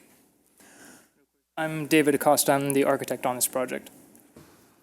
And before I get into the written statement, I just want to address 2 things real quick. First, thank you to Edward for working so hard with us on this project, and also to Veronica, the City Attorney's Office. She's been amazing to work with throughout this process. And of course, to the Commission, thank you guys for being here for the single agenda item. And hopefully it'll wrap up. But and also to the odor consultants, I want to say thank you to them. They've been instrumental. And we did a site walkthrough earlier this morning on the project. So we worked with them on that. The second thing I want to just mention real quick is just to clarify, there's no cultivation going on at this facility, and there's no extraction going on at this facility. So this is just infusion of cannabis oil. That's it for this particular facility. A little bit about me. I'm a small business owner originally from Wisconsin that ran a visual effects company in Los Angeles for many years. I grew tired of Hollywood producers and the stress that came along from emergency deadlines, so I decided to leave the entertainment industry to do something less stressful where I could help others. The jury's still out on that. This project is a direct response to people having stress and needing a healthy way to manage it. Our products will be a tool in their toolbox as they make choices to cope with stress, being physical or mental. Our products will be low dosages, and we consider ourselves the mimosa of cannabis, as opposed to the double shot of whiskey types of doses found on the market today. We have received our administrative permit from the city, as well as our approval from the state's regulatory agency, the Manufacturing Cannabis Safety Branch, to operate pending land use entitlements here in Palm Springs. Over the long term, we plan to create between 10 to 12 jobs at this location, hiring locally for those jobs. I have attended several city council meetings, cannabis subcommittee meetings, and planning commission meetings surrounding concerns about cannabis businesses, and we are sensitive to those. I'd like to address a couple of those now. Odor and odor control. I would like to clarify that our process of infusion comes from purchasing wholesale cannabis oil from another manufacturer and used for infusion. This oil will have the terpenes removed prior to us receiving it. Terpenes are the compounds responsible for odor. Because terpenes have been removed, there is zero smell associated with the oil as well as our cooking process. To put it in perspective, the fumes from the airplane jet fuel we smell from the Palm Springs airport next door and the welding business located close to the Escena community far surpass any potential odor from our facility. While there is no smell associated with our process, we will be going above and beyond what's needed to ease the community's concerns. The interior walls will be separated from the exterior wall of the building and insulated to mitigate air migration. We will also be installing an odor control system inline to our HVAC system. Again, these things are not needed since there's no smell associated with the process, but a direct response to help alleviate concerns over odor. Regarding public access to the facility, there will be no public access at all to our facility. There's a roll-up door located at the back of the space where it butts up against the airport. This will be used seldomly, roughly 1 to 2 times per week, and only open for 15 to 20 minutes at a time. The area directly inside the roll-up door will not have any cooking equipment in it, and there is a partition wall that goes up to the ceiling to ensure it is a separate area. While reviewing the Planning Commission report, we are requesting that 2 Planning Department conditions be striked. The shower facility. Applicant shall provide employees shower facility at the site. While this may be appropriate for a cultivation facility, this is unnecessary for our planned activities. Cooking staff will already be using GMP, good manufacturing practices, and adhere to state health code when appropriate, with appropriate clean attire. The item air curtains. There shall be air curtains at the exterior entrances to the building. We're not sure the reason the air, well, we heard a little bit of that. It was related to odor, was the reasoning for that comment, I believe. But as we heard earlier, it's not an effective way to mitigate odor with those systems, and that will be used by the HVAC system. It's an excessive expense and burdensome to the business. That's my plan statement, and there was just a couple other questions I'd like to clarify from the commission during the previous talk. Why did we not add details of the products to the documentation? The reason we didn't do that is because I believe the CUPs are allowed to have public access or public document requests, there's a process where other members of the public can get access to these. And because of business strategy, we prefer not to put very specific operational details into what our products are. But I will share that it's a hard candy, we call it a lozenge, and a gummy product. Let's see what I just have 2 other notes here. The maintenance plan, why is that not there? To clarify on the maintenance plan, the reason we did not have that is because we're still going through the construction, the documents that go into the building department for the HVAC system. Those are being drafted, and once we were to receive our CUP, we would submit those to the building department, and then those systems are spec'd out in that process. So that's when we can, hone in on the the system as well as back into the maintenance schedule for that. But yes, it would be a routine kind of changing of the filters based on the manufacturer's recommendations for that. There was a question about tinctures versus hard candy. The only difference between tinctures and a hard candy and related to odor would be that you might have a little bit more odor with a tincture that's a medical grade tincture because they would potentially have the terpenes located in that tincture. So hard candy, again, the reason we don't have these odor producing things in our product is because they do exactly that. They create odor in our product, and we don't want that. So again, there is zero compounds that we're bringing on site that will produce odor. And we're going above and beyond with the filtration systems to really be sensitive to the community's concerns over odor. I'm here for any questions you have. I'll probably come back up. You'll come back up. I want to thank you for being prepared and being concise and to the point. That it's very much appreciated. We're now on the public comments. And Joanne, are people signing in when they give a public comment? Okay, so if you have got public comments, you can come up one at a time, state your name for the record, and Joanne has a sign-in sheet that please sign. Yeah, if you want to line up against the wall, or Joanne, do you want to call people, Joanne? Is there a list already started? Yeah. And if anyone, so we'll call the people, and then if there's additional people, just come up to Joanne and add your name to the list. And again, thank you for being here and participating in the process. Thanks. Good afternoon. Thank you for listening to me, all of you on the Planning Council. My name is Ardeen Thompson, and I am the chairperson of the Ascena Neighborhood Organization. Ascena is a neighborhood composed of about 450 homes with the potential for 700 more. Today, you are considering granting a conditional use permit for Curiously Incorporated to manufacture cannabis products in an existing industrial facility. This site on Montalvo Way can eventually, with this permit, because it can be transferred or sold to a company who could use chemicals that are not odor-free, or sold to a company to become a cannabis cultivation facility. And oh, by the way, it's already advertised on the web, on loopnet.com, that that your permit is nearly approved, and so it'll come on and you can jump in and start right away. And so we are concerned in Ascena because we will eventually be impacted by strong cannabis odors. And these odors can flow out of the building and into Ascena and other surrounding neighborhoods. We're only a half a mile from this site and have already experienced bass sounds flowing into Ascena from the Splash music concerts at the Air Museum, which is about the same distance in the same direction. The proposed building on Montalvo Way is old, very poorly maintained, and of modest structure. The building will not ever be completely air leak proof without extensive remodeling. The City of Palm Springs has tried to limit odors by requiring cannabis cultivation facilities to install air scrubbers to mitigate the odor. To date, the technology to limit odors leaking from existing buildings is not fully effective. And the odor protection plan, which is part of this plan, does not detail extensive remodeling. Other cannabis cultivation and manufacturing facilities in Demuth Park and Desert Highlands have proved this to be true.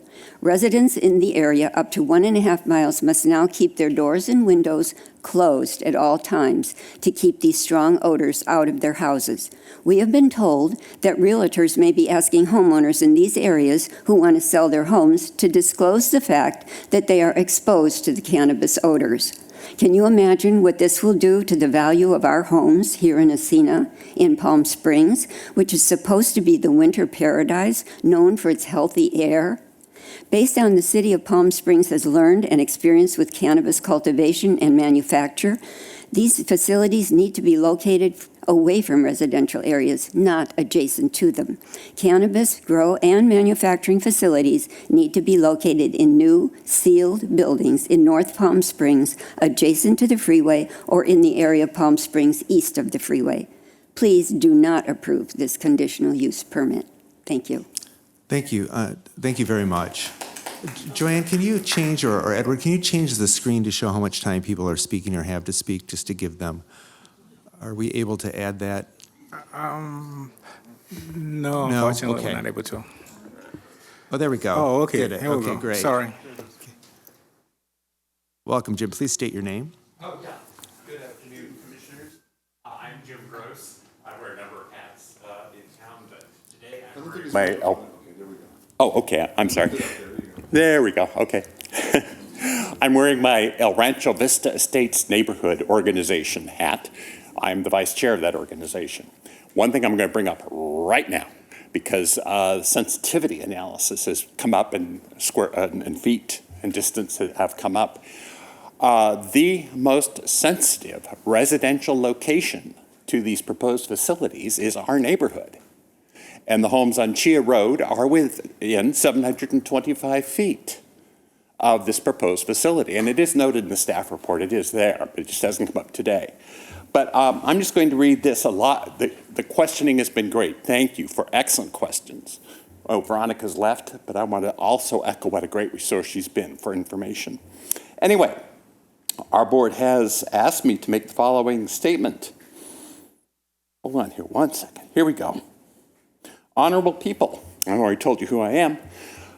We request that the commission defer, or as I think you're using the term continue, the approval of the Curiously CUP. Our reasons are as follows. We only received notice of this application on Friday, July 19th. Staff report says on the 18th, but actually the email we received was on the 19th. We have not had time to solicit and receive feedback on this application from our residents. The reason we only received notice on July 18 is because 19 actually, is because recent changes to assure neighborhood notification of cannabis projects. With other planning notices, we received these notices earlier. We note that the business within 500 feet received notices on July 11th. I'm not quite sure why our neighborhood wasn't that important. Staff reports note that houses in our neighborhood organization come as close as to 700 feet, as I've already mentioned. We know from following the 1PS Cannabis Working Group that existing manufacturing spaces is already reported in Wood Park and also the north end of town that are the facilities that are in conformance supposedly within 500 feet. Current ordinance, the odors are definitely for people, a lot of people going much further, and we think that issue is unresolved.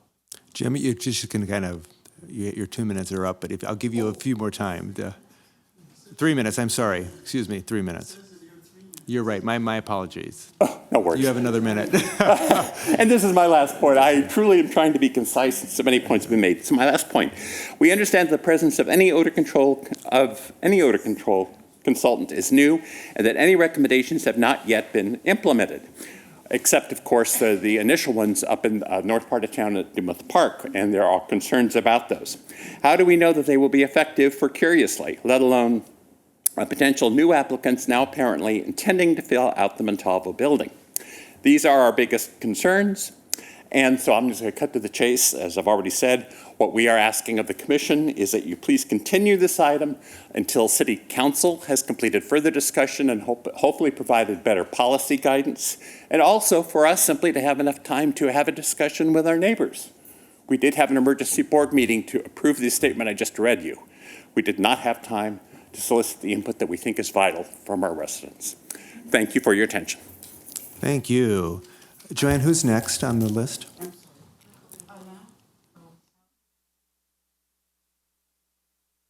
Good afternoon. Thank you for having us. My name is Alan Turina.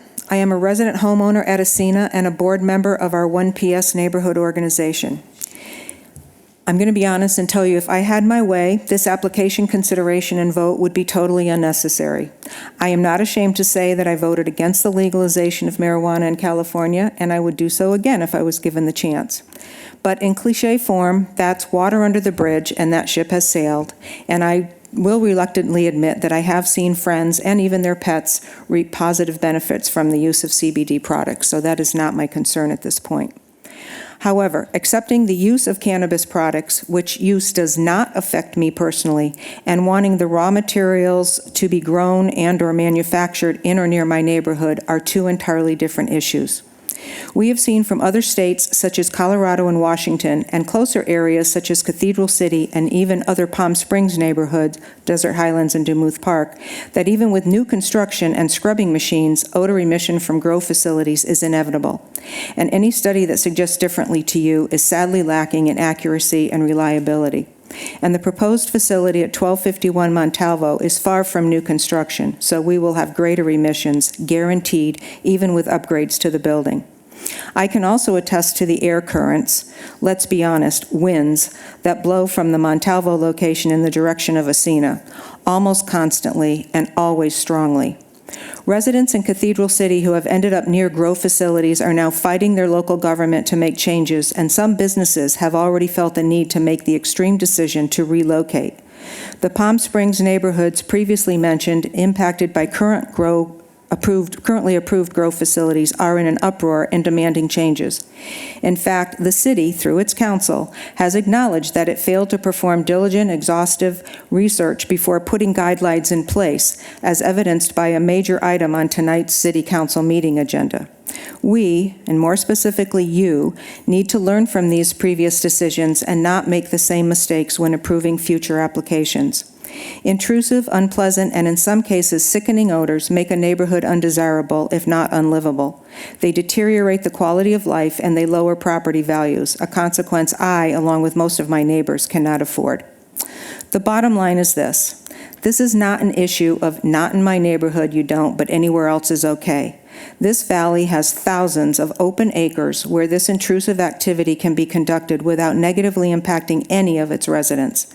As a result, I don't believe you, as commission members, have the right or the authority to vote in favor of an application that does negatively impact needlessly any of the residents you were put in place to protect, and I doubt you would if you had my concerns about your neighborhood. I know this is basically about the odor, and I do understand. Hold on, I'll turn it on and let you finish. Hold on just a minute. There you go. Please, there you go. Thank you. This particular suite in this building, but I still wanted you to hear those concerns because I believe that at some other point this building is going to be considered for other activities in some of the other suites. So I would just ask that we do wait for the city to make some other rules. Thank you. Thank you. Joanne, do we have more speakers?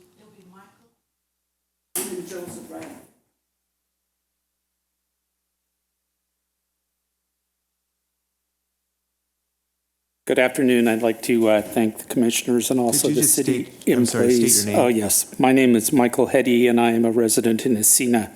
The reason why Kathy and I discussed my speaking is some health issues. Two things. I have a heart disease that allows my heart to only operate at about 40% of a normal person's capacity. And consequently, I am subject to not only allergy issues, but also asthma. I experienced this exact same issue when I lived in Temecula immediately before moving to Palm Springs. There was a grow house that was over 2 miles away, but was in the same type of prevailing wind pattern that we would have from the Montalvo property. And with great regularity, I would get a sinus infection and then bronchitis and end up being quite ill because of the cycling of the grows. So ultimately, I ended up selling that property at a significant loss and would like to really not repeat that here because I had hoped to make Palm Springs my retirement home. So thank you again for all of your efforts. I really appreciate it. Thank you. Next up. John Gluckert.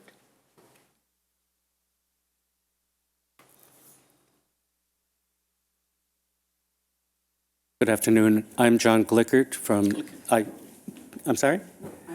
Oh, don't worry, everyone does. And I'm a resident of Asina, and I would like to thank you all for the attention and the care that you're exhibiting in considering this CUP proposal. And I would urge you to continue the discussion on this until the city council has had a chance to review what is going on and what plans they are making. Thank you. Thank you.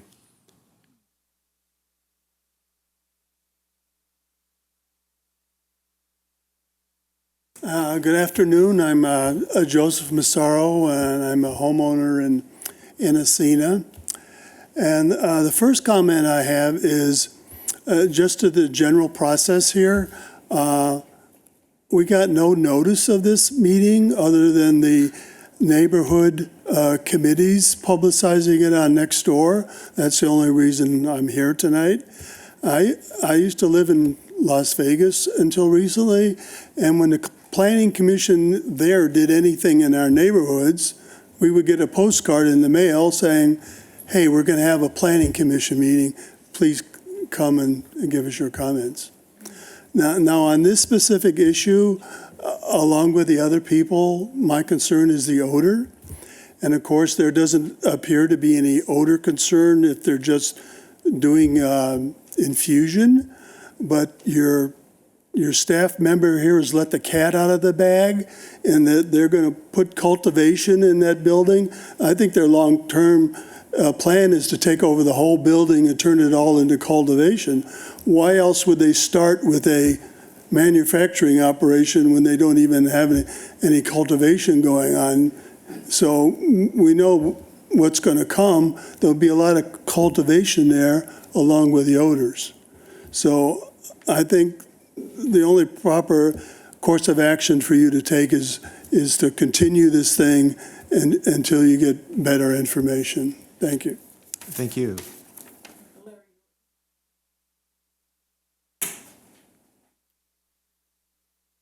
Thank you for listening to us. My name is Larry Norton. I live in Asina, and I want to, I'm not against this cannabis, I'm just against the location. The location is probably one of the worst locations they could have picked. There's thousands of homes in the area. We get the winds from the north, we get the winds from the Salton Sea, and it'll be continuous smell, and that is not permissible. So I would, I want you people to talk it over more and decide what to do, but I'm against it. Thank you. Thank you. Robert Stone.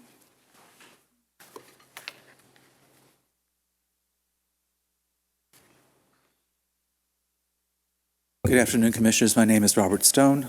I own a home in Asina that is exactly a half mile from this proposed installation. When I was listening to the applicant describe the little candies, all I could think about was Dorothy Parker's famous line, "Candy is dandy, but liquor is quicker." It's my hope that you will turn this applicant down flat and reject this application. I would like to state that what this clearly is, and I'd like to thank Commissioner Maruzzi and Commissioner Donenfeld for exposing this proposal for what it is. It is called serial permitting. And what we have is a developer from Los Angeles who comes in, like many other developers have done over the years before, and puts forward the smallest and most benign proposal that they can contrive as the first step in getting a much larger selection of entitlements piggybacked on top of this at a later date. So I hope you will turn this down. If you do not turn this down and you continue this to a later date, I would like you to condition your continuance with the requirement that if this developer has a lease on other spaces in this building or has other applications for additional installations in this building, that they all come forward to you at the same time. Thank you. Linda Atkins. Hi, good afternoon. I'm Linda Atkins, and I just want to say exactly what Robert just said. I agree with everything he said, and I think this is the wrong thing to do in the beginning of a nightmare, and we're going to be facing this on and on. This is not the location for this kind of facility. I'm not against cannabis. whatsoever, but I'm against the location because it's going to lead to more and more problems, and we're all going to be sitting here for months and months and months to come, except that we live in Ascena, and we're going to have to deal with it in a whole lot of ways, including property values and horrible air quality. So please say no. Thank you. Thank you. Debbie?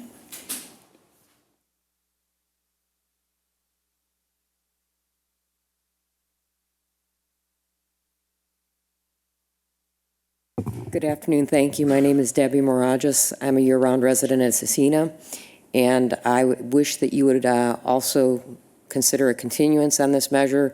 I believe, like the others, that this is just the first step in a process that is going to take us down that slippery slope, and I don't believe that it's fair to the existing neighborhoods and the growth of that area to allow it to become that.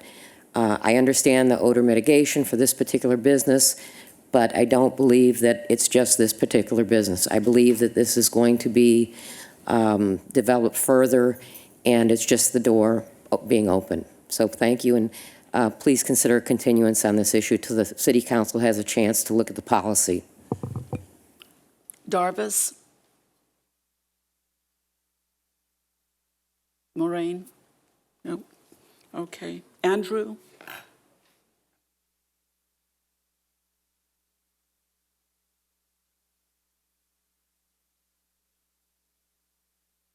Good afternoon, and thank you for receiving us and reviewing all of these issues. I live in Ascena. I'm a resident for 3 years. Can you just state your name for the record, please? It's Denise Morin. Thank you. Without being redundant, I agree with what all the residents have said here. I think it will be an issue, and not opposed to cannabis, but I think there are other locations that would be much better place as opposed to being in a residential area. So without taking a lot more of your time, that's my confirmation. Thank you. Andrew?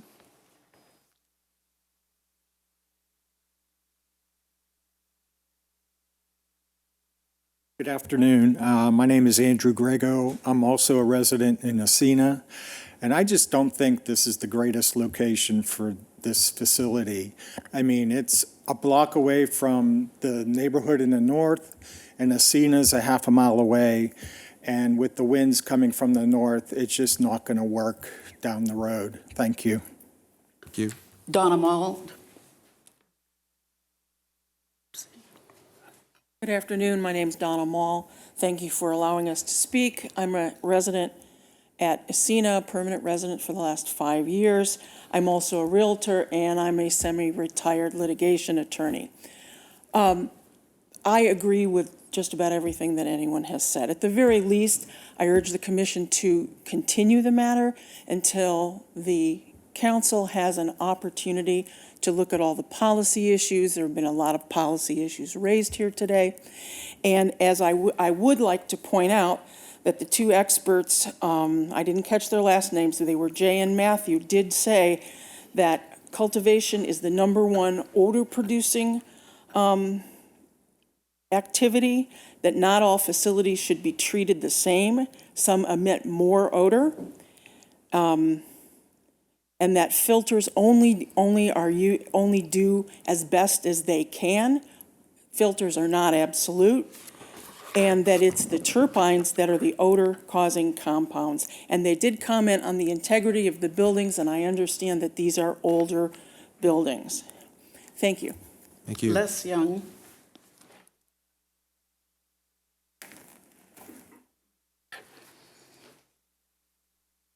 Thank you, Chair, Commissioners, and staff. My name is Les Young, and I live at 3683 Savannah Way in Palm Springs, and I'm a candidate for Palm Springs City Council in District 1. I realize that this facility is not located within District 1. However, have we not learned through the concerns raised in the Desert Highlands and Demuth communities that cultivation, manufacturing of cannabis abutting residential areas is fraught with issues and complaints for the residents and difficult for the businesses?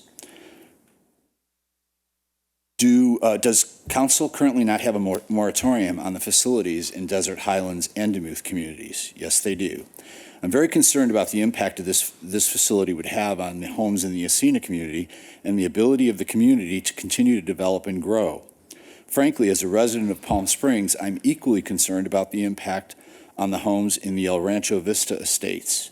There are plenty of opportunities outside of commercial zones located adjacent to residential areas to develop these facilities, and I encourage that development. In District 1, in fact, and along the I-10 freeway. I call that the cannabis corridor. I think it would be wonderful for that opportunity. Thank you each for your hard work on the commission and for your work on behalf of the city's residents. Thank you. Thanks.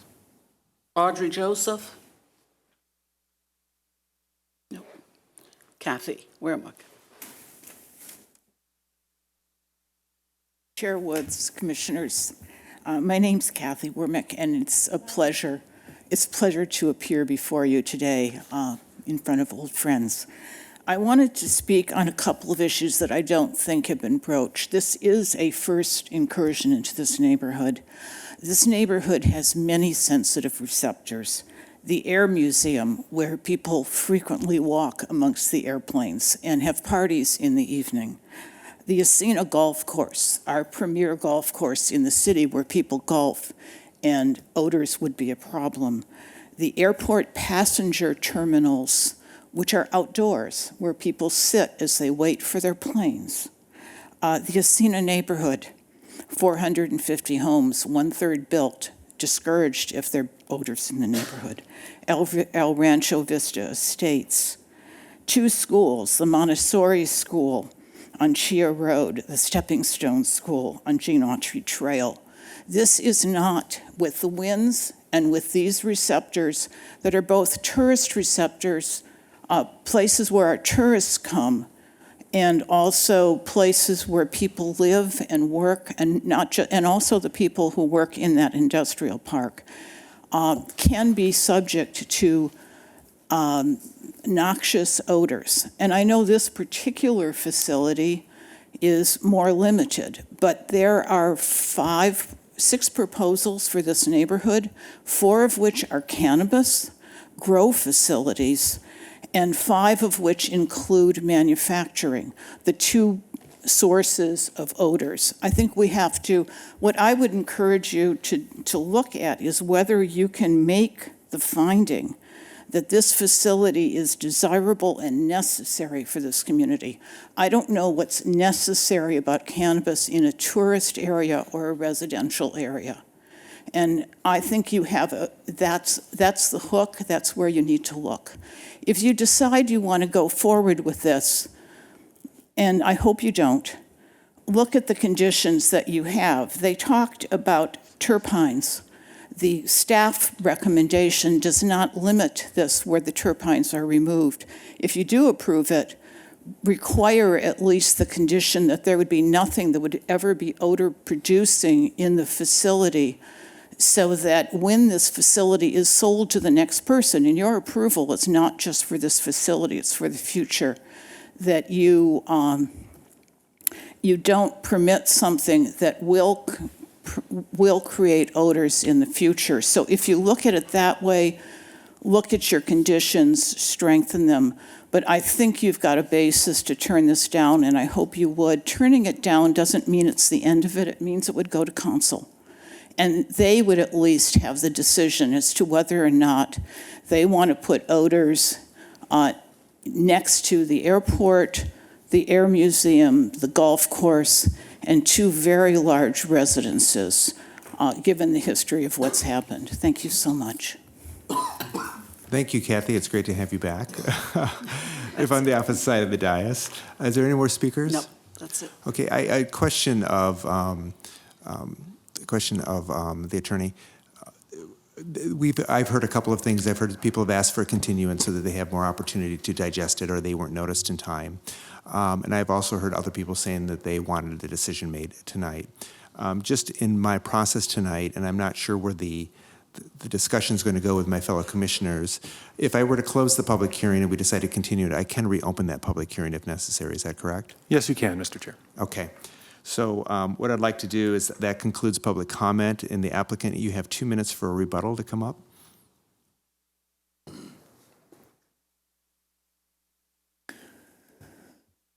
Okay, I noted a couple things, and I also like to clarify some misinformation there. There's something that was mentioned regarding LoopNet, which is the commercial website for renting commercial spaces. And I guess there's something up there about a selling or something along those lines. I don't know what that is. That has nothing to do with what I'm doing in this project. So there's no plan to sell a license or anything like that. I'm the guy, I'm the actual candy maker person. You're talking to him. We are doing extensive remodeling. It needs a full, complete build-out, which also needs to be approved by the building department. So we're finishing up those plans to submit to them pending the CUP. So yes, there will be, it looks pretty, it needs a full build-out. It needs to be completely redone. I'd also like to emphasize that 4 independent parties came to the same conclusion regarding odor, which was the planning department, city attorney's office, the odor consultants, and us. And I just want to again re-emphasize that the compound that is related to odor will not be at the site at all. The terpenes will be completely removed. And that was actually, I believe her name was Kathy, mentioned perhaps a condition in there to say, we won't be using terpenes on site. And I think that, if that will help alleviate any concerns, we're happy to abide by that as well, of course. Do you want to mention anything about the structure regarding air? Sure. Some of the concerns that did come up are the age of the building and the structural or the integrity of the building. Now, in the renovation process, we do have the ability to seal those spaces tight, and actually, especially in this case, that is of critical importance because the space that is used for manufacturing the candies does need to be at a special temperature. We do need to make sure that there is no air transmission between that space and even the corridor next door, let alone on the outside of the building. So this is an entirely enclosed space within itself. Air transfer would then go into that delivery space where we see that roll-up door. And my recommendation, although no one asked, is to have a scrubber in that space which would provide at least one full room air change per every minute. So you take the entire volume of the room, throw it through an air scrubber, and that would be continuous for any time that the door is opened. So it's all a little redundant because in this specific case, which is what we're here for tonight, there is no odor. So these are layers upon layers of insurance. Okay, thank you. If you just stay there a moment, there may be questions of the commission. Does the commission have questions of the applicant? Commissioner Hirschbein. Thank you for that offer on the terpenes. I just looked it up, so I kind of know what it is now. I had no idea what that meant. It was going to be my suggestion anyway, but thank you, Kathy, for bringing that up, and thank the applicant for offering that up. As I mentioned to the consultant on a previous application, which was just a bakery, which I'm assuming is kind of similar to what you're doing in terms of odor production. Just give me a second. There was a roll-up door, and the solution to that was not an air curtain, but again, we required just a sheetrock wall in front of the door, a roll-up door, and when you wanted to use that as a means to bring product in or out, you would roll the door up, and then you would open up just a man door in that new wall. It could be 2-3 foot doors, and because those roll-up doors are never airtight. We heard that from a previous commission member who had experience with those. As an architect, I can tell you that's a pretty hard thing to do as well, even with an air curtain. So do you have big pallets coming in, or do you have little hand trucks coming in? What's the process? Yeah, great question. And that was, I believe, Baked Betty's. Yes. So I did watch that, so I'm very familiar with how that went as well. And 2 things. There's a partition wall for that space between the roll-up door and the manufacturing area. Yeah, that's different than the bakery. Yeah, yes, I understand. So, but the difference in Baked Betty's, I believe, was that the cooking equipment, when they opened the door, the air was still from the manufacturing space, so it could exit out the back door. So that in essence, the floor plan we've provided as part of the CUP incorporates that ideology that you're suggesting to that. Well, but you didn't answer my question.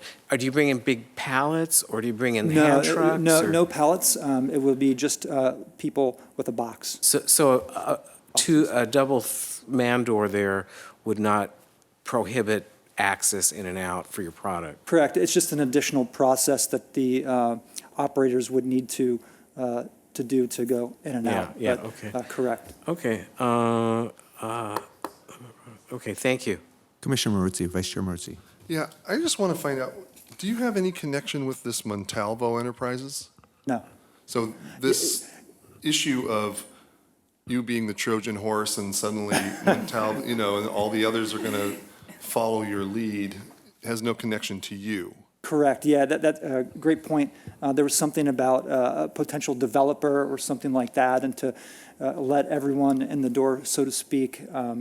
I have no relation to anyone else or any other tenants. I don't know if the building is leased out or not right now. Again, I'm just focused on my particular. So just for the audience to understand, this Montalvo is apparently the owner, I guess, a lessee of B, C, D, and E, and he is A. Okay. Any other, Commissioner Song? On your odor control plan, for example, there's a time schedule of every 6 months, changing the filters, and I believe somebody coming and verifying that. Would you be open to, because it's one of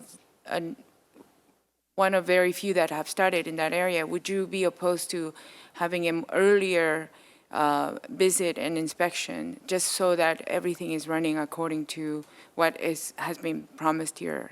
Absolutely. Okay. Commissioner Gardner, did you have any questions of the applicant? No? Commissioners? No questions, staff. Okay, thank you very much. I'm going to close the public hearing, but I'll open it for commission comments and discussion. Question for staff. This issue of the CUP being passed on to a new buyer or new lessee, is that legitimate? How does that work? I can speak to that, Mr. Chair, members of the Planning Commission.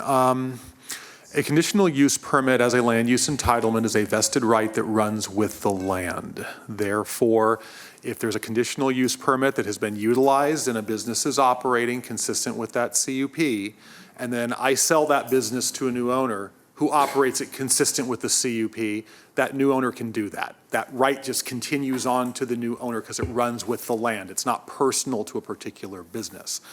That being said, if the use authorized by the CUP is limited, for example, in this case, to manufacturing only and not to cultivation and other cannabis activities, that new owner cannot come in and do a completely different cannabis use unless that new owner gets an amended CUP or an additional permit to do that added stuff. So for example, if this issue of terpenes? Terpenes. Terpenes is included as a condition, so no other lessee could come in and start doing something that involves terpenes. Right.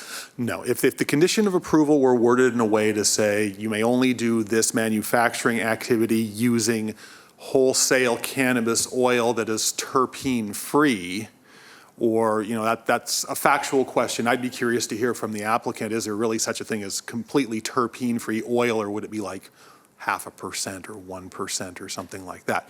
But if we worded the condition in that way to say it's got to be either very low or no terpene wholesale oil, the new owner would be governed by that same condition. Thank you.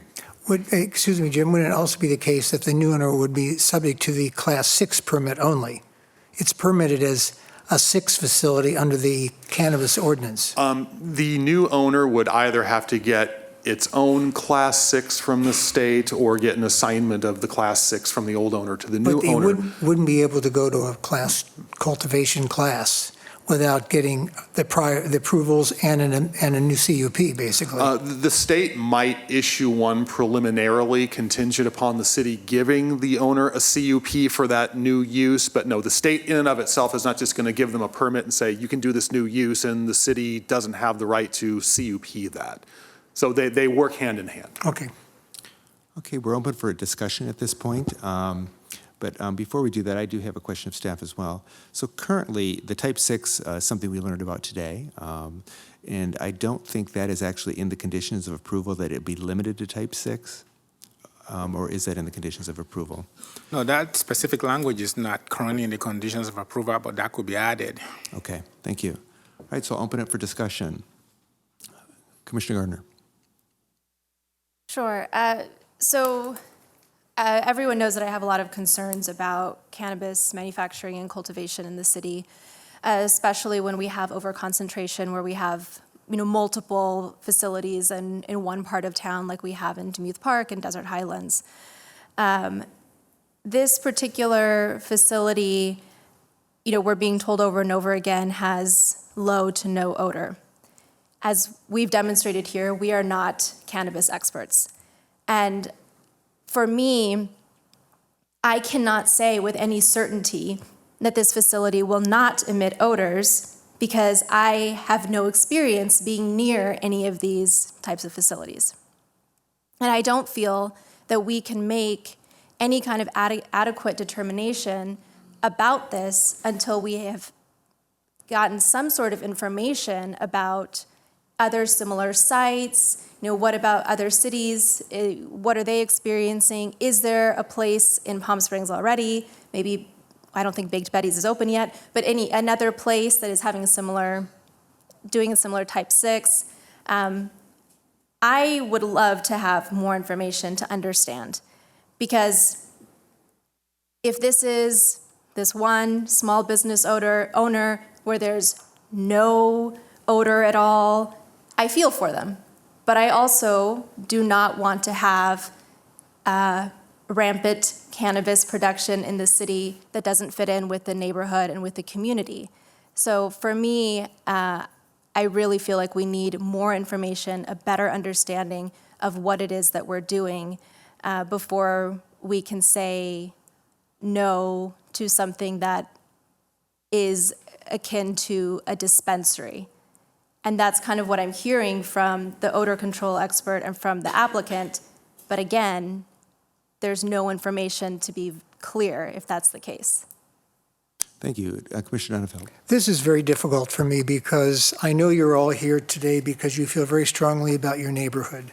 And I feel strongly about my neighborhood. And I think that as we go forward with cannabis production, we have to be very careful because it's something very new to our community, and we don't want to undo the quality of life that we all share here. But we are a commission, and we're guided by, and I love to say it because it's not being said very often anymore, the rule of law. And the rule of law says that we are to adhere to the statutes and the ordinances and the regulations and the administrative overview of the city of Palm Springs.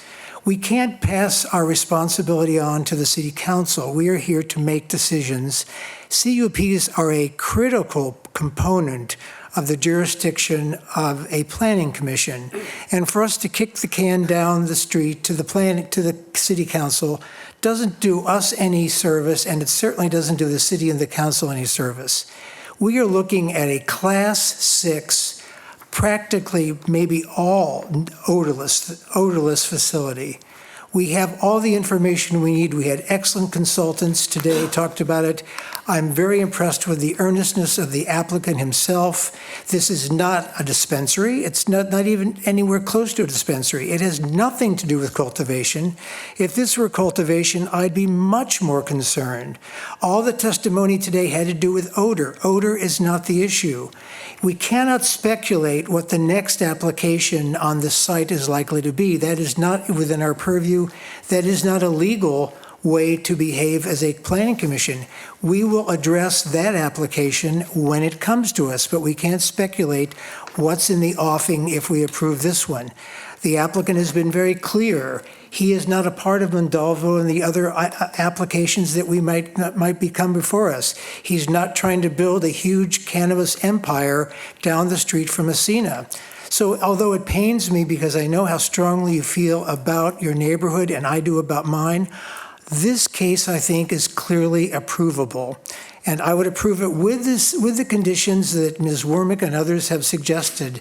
But I think it's an approvable application, and I think we would be doing a huge disservice as stewards of the laws and regulations of this city if we didn't uphold them. And upholding them is this applicant has met the standards of approval. So I would approve it. Commissioner Hirschbein.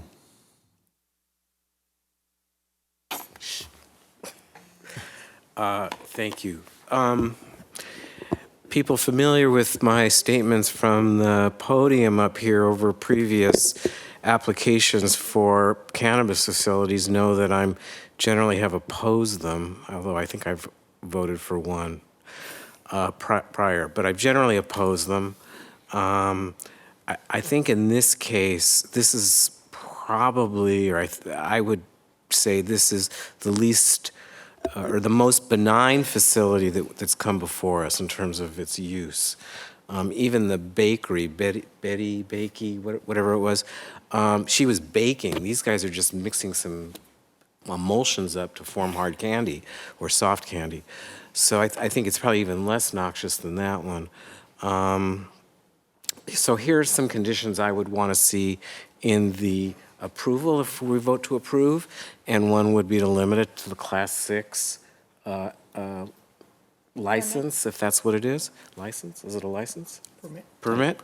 I would also like to impose the requirement we gave to Miss Betty on the walling up the roll-up door and impose and then including a man door in that door.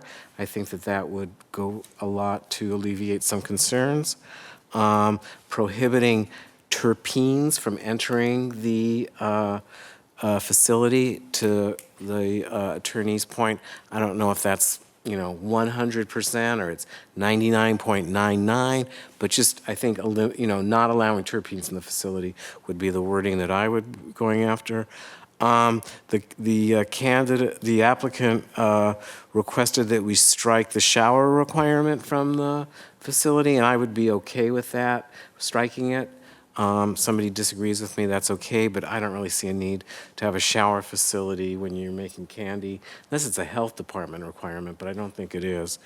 I would require the air curtains at all exterior entrances. I'd also like to see them, they're just little like fly fans. When you open the door, it goes zzzz. I'd also like to see those in the doors that separate the manufacturing facility from the rest of the unit. And then finally, they've spoken about building a new interior system, and we talked, I don't know if it was Betty Bakey or one of the other ones, but they talked about building a building within a building.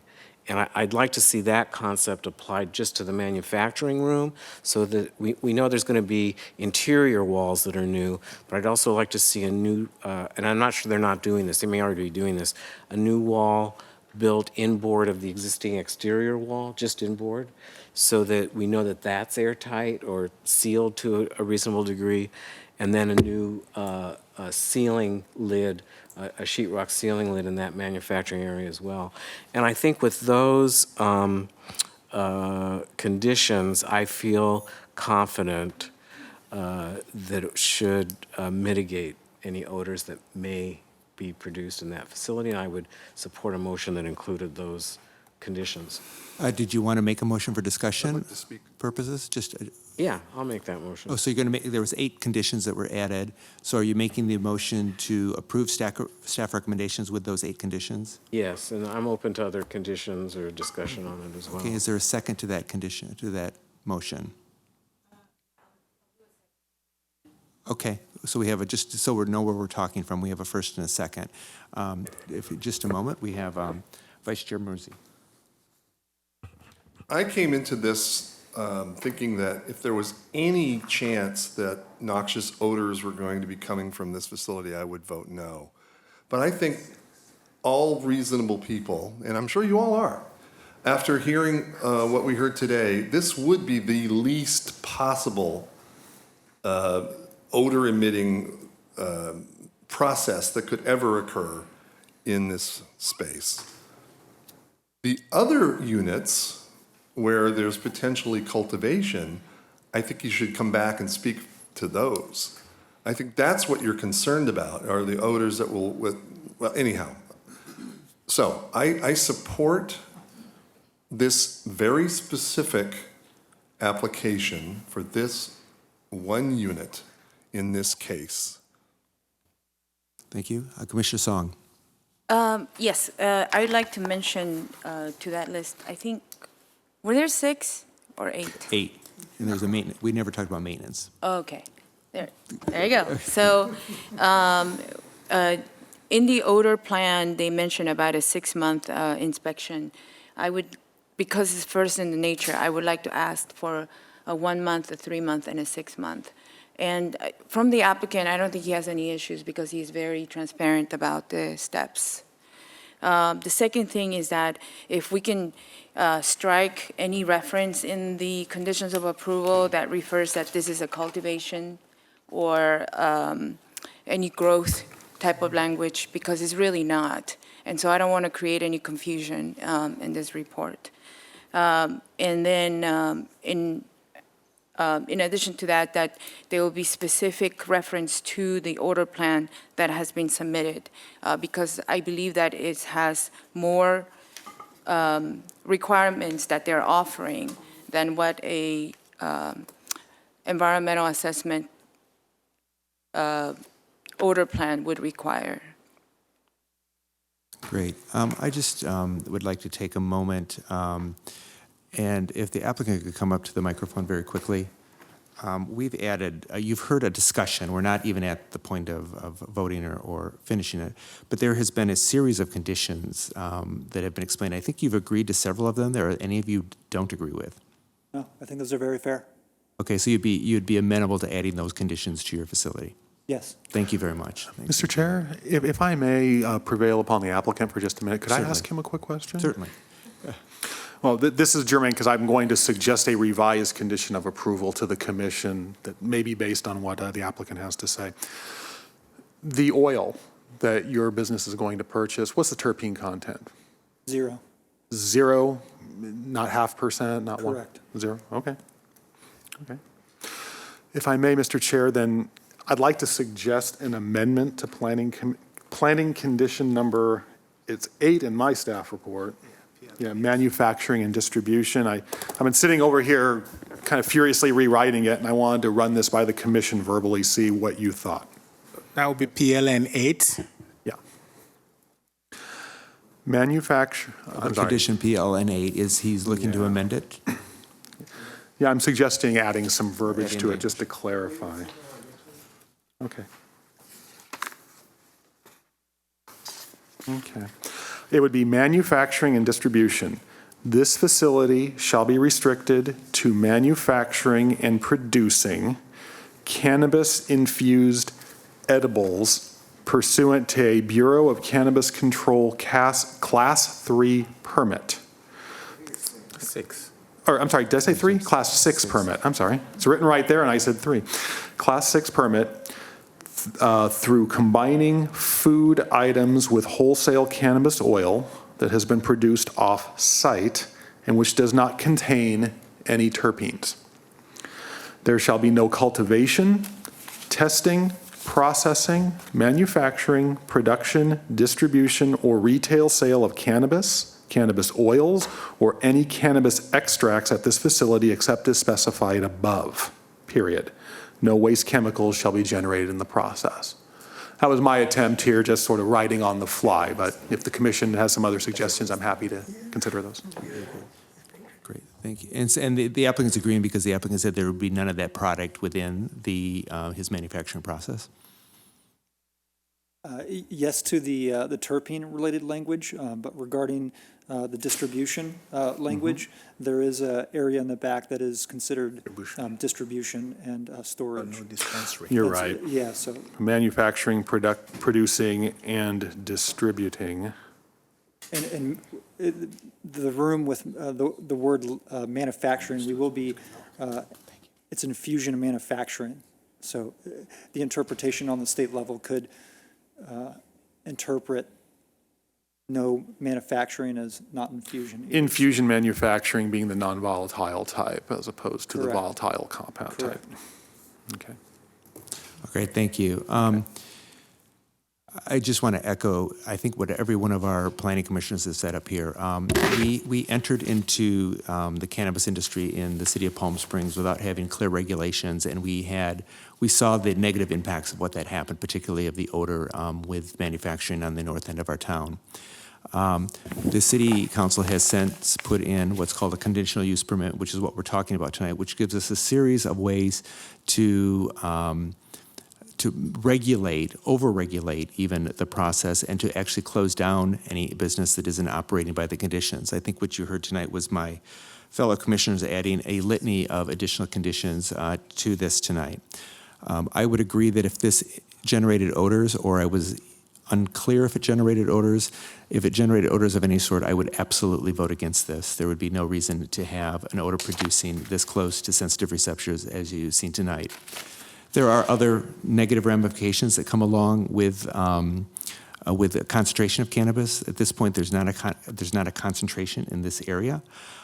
There could potentially be, as we've seen, that there are applications coming out there. I think this commission is very well aware of that, and I don't think that my fellow commissioners, just in having worked with them, would approve any concentration in this area. So with that stated, I think that we have precautions in place for this particular industry to move forward, but understanding that we do need better regulations in the long term. I would encourage you, the City Council is meeting in closed session at 4 o'clock.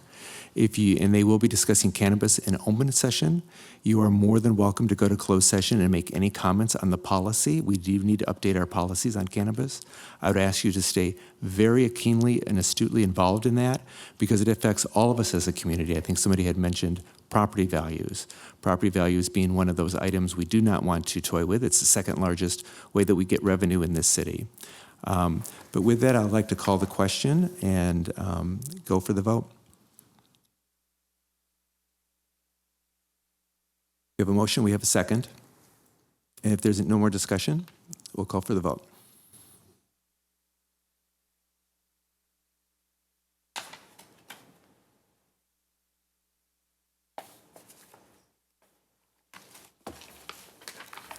The motion passes. Thank you. Thank you. I want to thank every one of you in this for sitting through a very long meeting. I want to thank you for your public participation. I ask that you don't stop with your public participation in this. Thank you very much. All right, we need to move along to try and close out of the room. There's no unfinished business and there's no new business. This is a time for Planning Commission reports, requests, and comments. Commissioner Song. So tonight at City Council, also a streamlining process for planning applications are being proposed as the very last item in their agenda.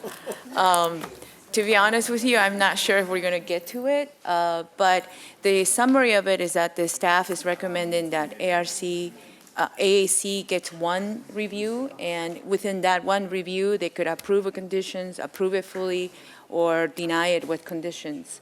And then it will move to Planning Commission, and Planning Commission will have two reviews, and then up the ladder and so on. So I think it does involve our process of how we've been commenting about how some projects are being more time, how do I say it? Some projects have taken a lot longer than what they should. And I think the staff is recommending something that would really speed up the process. And I would like to ask for my fellow members to participate in that review with City Council. 12 o'clock tonight. But my revision would be that AAC will get two opportunities rather than just one. Because the more they do review it, it does help the Planning Commission to make the assessment. Thank you. I think that's a very good point. We're very involved and we appoint AAC members. I think Maria brings up a really good point for us to participate in.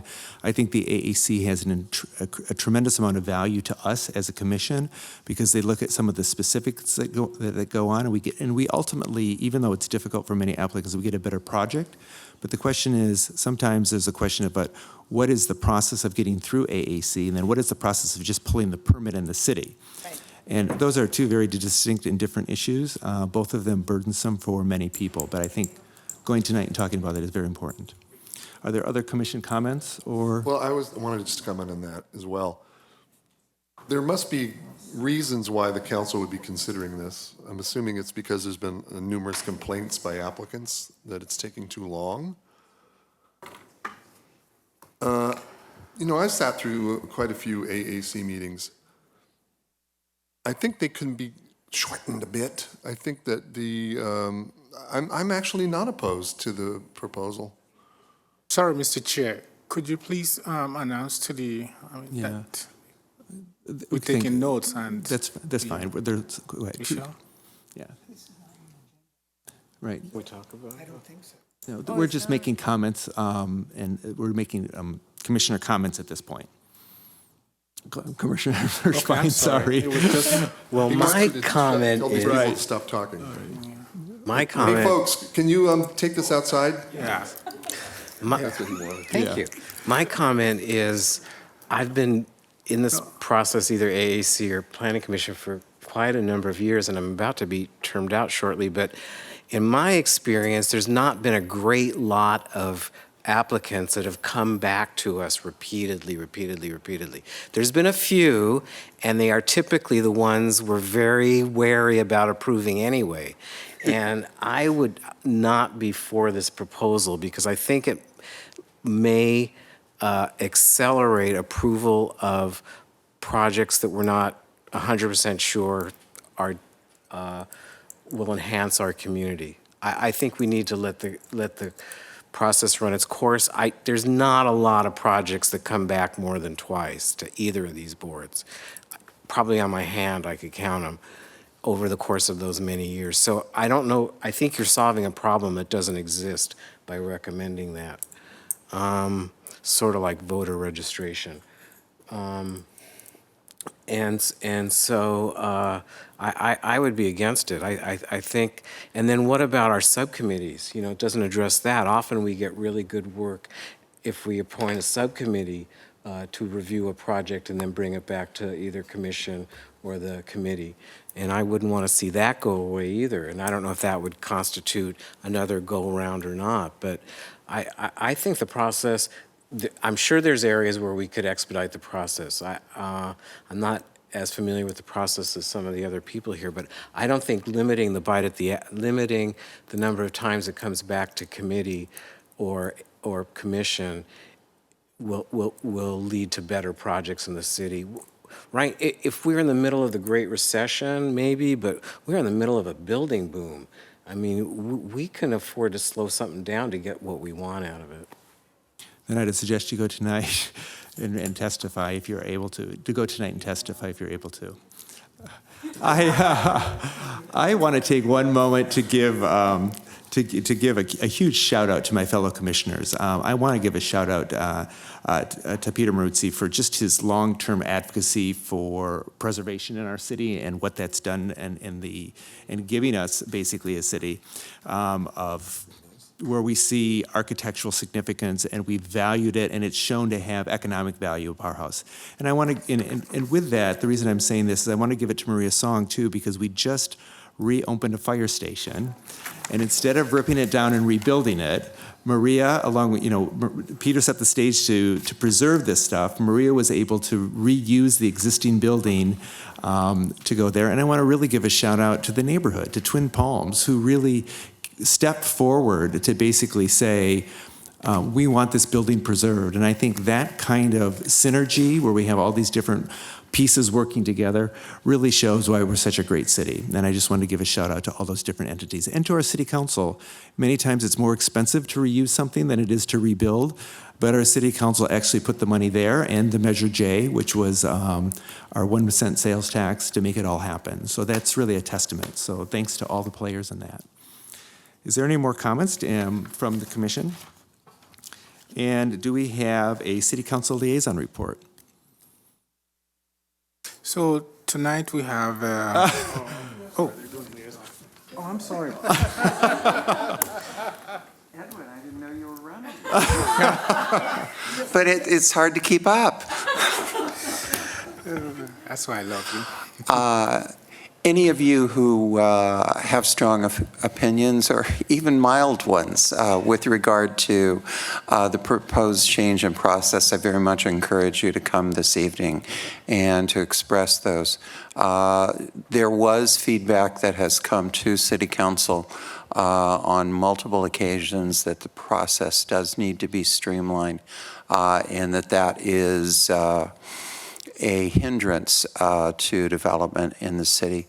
This was raised clearly within the context of the fee increases that we are imposing on developers, and an attempt to try to balance the tables, that if we're raising fees on one hand, can we improve the process on the other? One of the things I will be raising this evening is that there should be an allowance at Planning Commission for a study session that would not be counted towards the 2 meetings. I know how frequently study sessions have accomplished a great deal. And my proposal this evening will be that either staff or the Planning Commission could call for a study session if more than one study session is desired by staff or by the commission. That would need to have the consent of the applicant for a second study session. And the applicant can either choose to meet and discuss things, or say, no, I want you to bring this forward and vote on it. Anything else, Commissioner? Or That'll do it for today. Thank you. Thank you. And the next thing is the Planning Director's report. Well, thank you, Mr. Chair. Just want to make a quick reference, a very brief reference to the other 2 cases that were referenced during the public hearing, and the one that the Vice Chair talked about. Those are the 2 other applications in that same location that may be coming to you in the nearest future. I just want to assure all of you that based on what we've been hearing, not just from tonight's, this afternoon's hearing, but the previous hearings, that we are doing everything we can, at least at the staff level, and working within the limits of the code and the ordinance relative to cannabis facilities, that we are taking into account the fact that what you saw tonight is very different than the other, those 2 applications. So they will include CEQA documents and all other documents that will help you make an informed determination. We are not in a hurry to bring those to you just because of that. I just want to assure you that. And also, I want to report on the Tova project, the one along, yeah. Tova is it's over next to Rick's off Highway 111. Correct. Yeah, the one across Billy Reed's restaurant. So myself and a staff from another department, from the building department, met with the applicant, the owner of the project, on Monday, and we met with him last Thursday and also on Monday, and specifically to ask him what's the delay about. So he gave us some very useful information, and he assured us that the project will be moving forward. They are working on some aspects of financing that is almost there, according to him, and that they've hired 3 security guards that walks the site 3 times a week, and they will continue to clean up the site, and that very soon a full construction activity will be taking place on the site. That was the assurance that he gave us. But we also made him understand that there will be, up until the time they will start doing that, there could be code enforcement actions, if nothing is being done at the site. He agrees, and he understood our concerns. I'm, for the rest of my colleagues, I'm the one that's been raising this on a regular basis. I appreciate everything you said. I'm not necessarily convinced that we will see activity soon, so I would want to move forward with whatever the law allows as relates to this blighted site. And if indeed, they find that troublesome, then they can start construction. I mean, I don't want to drop it because they said, oh, well, just wait a little longer, we have some money coming. We've heard that before, year after year.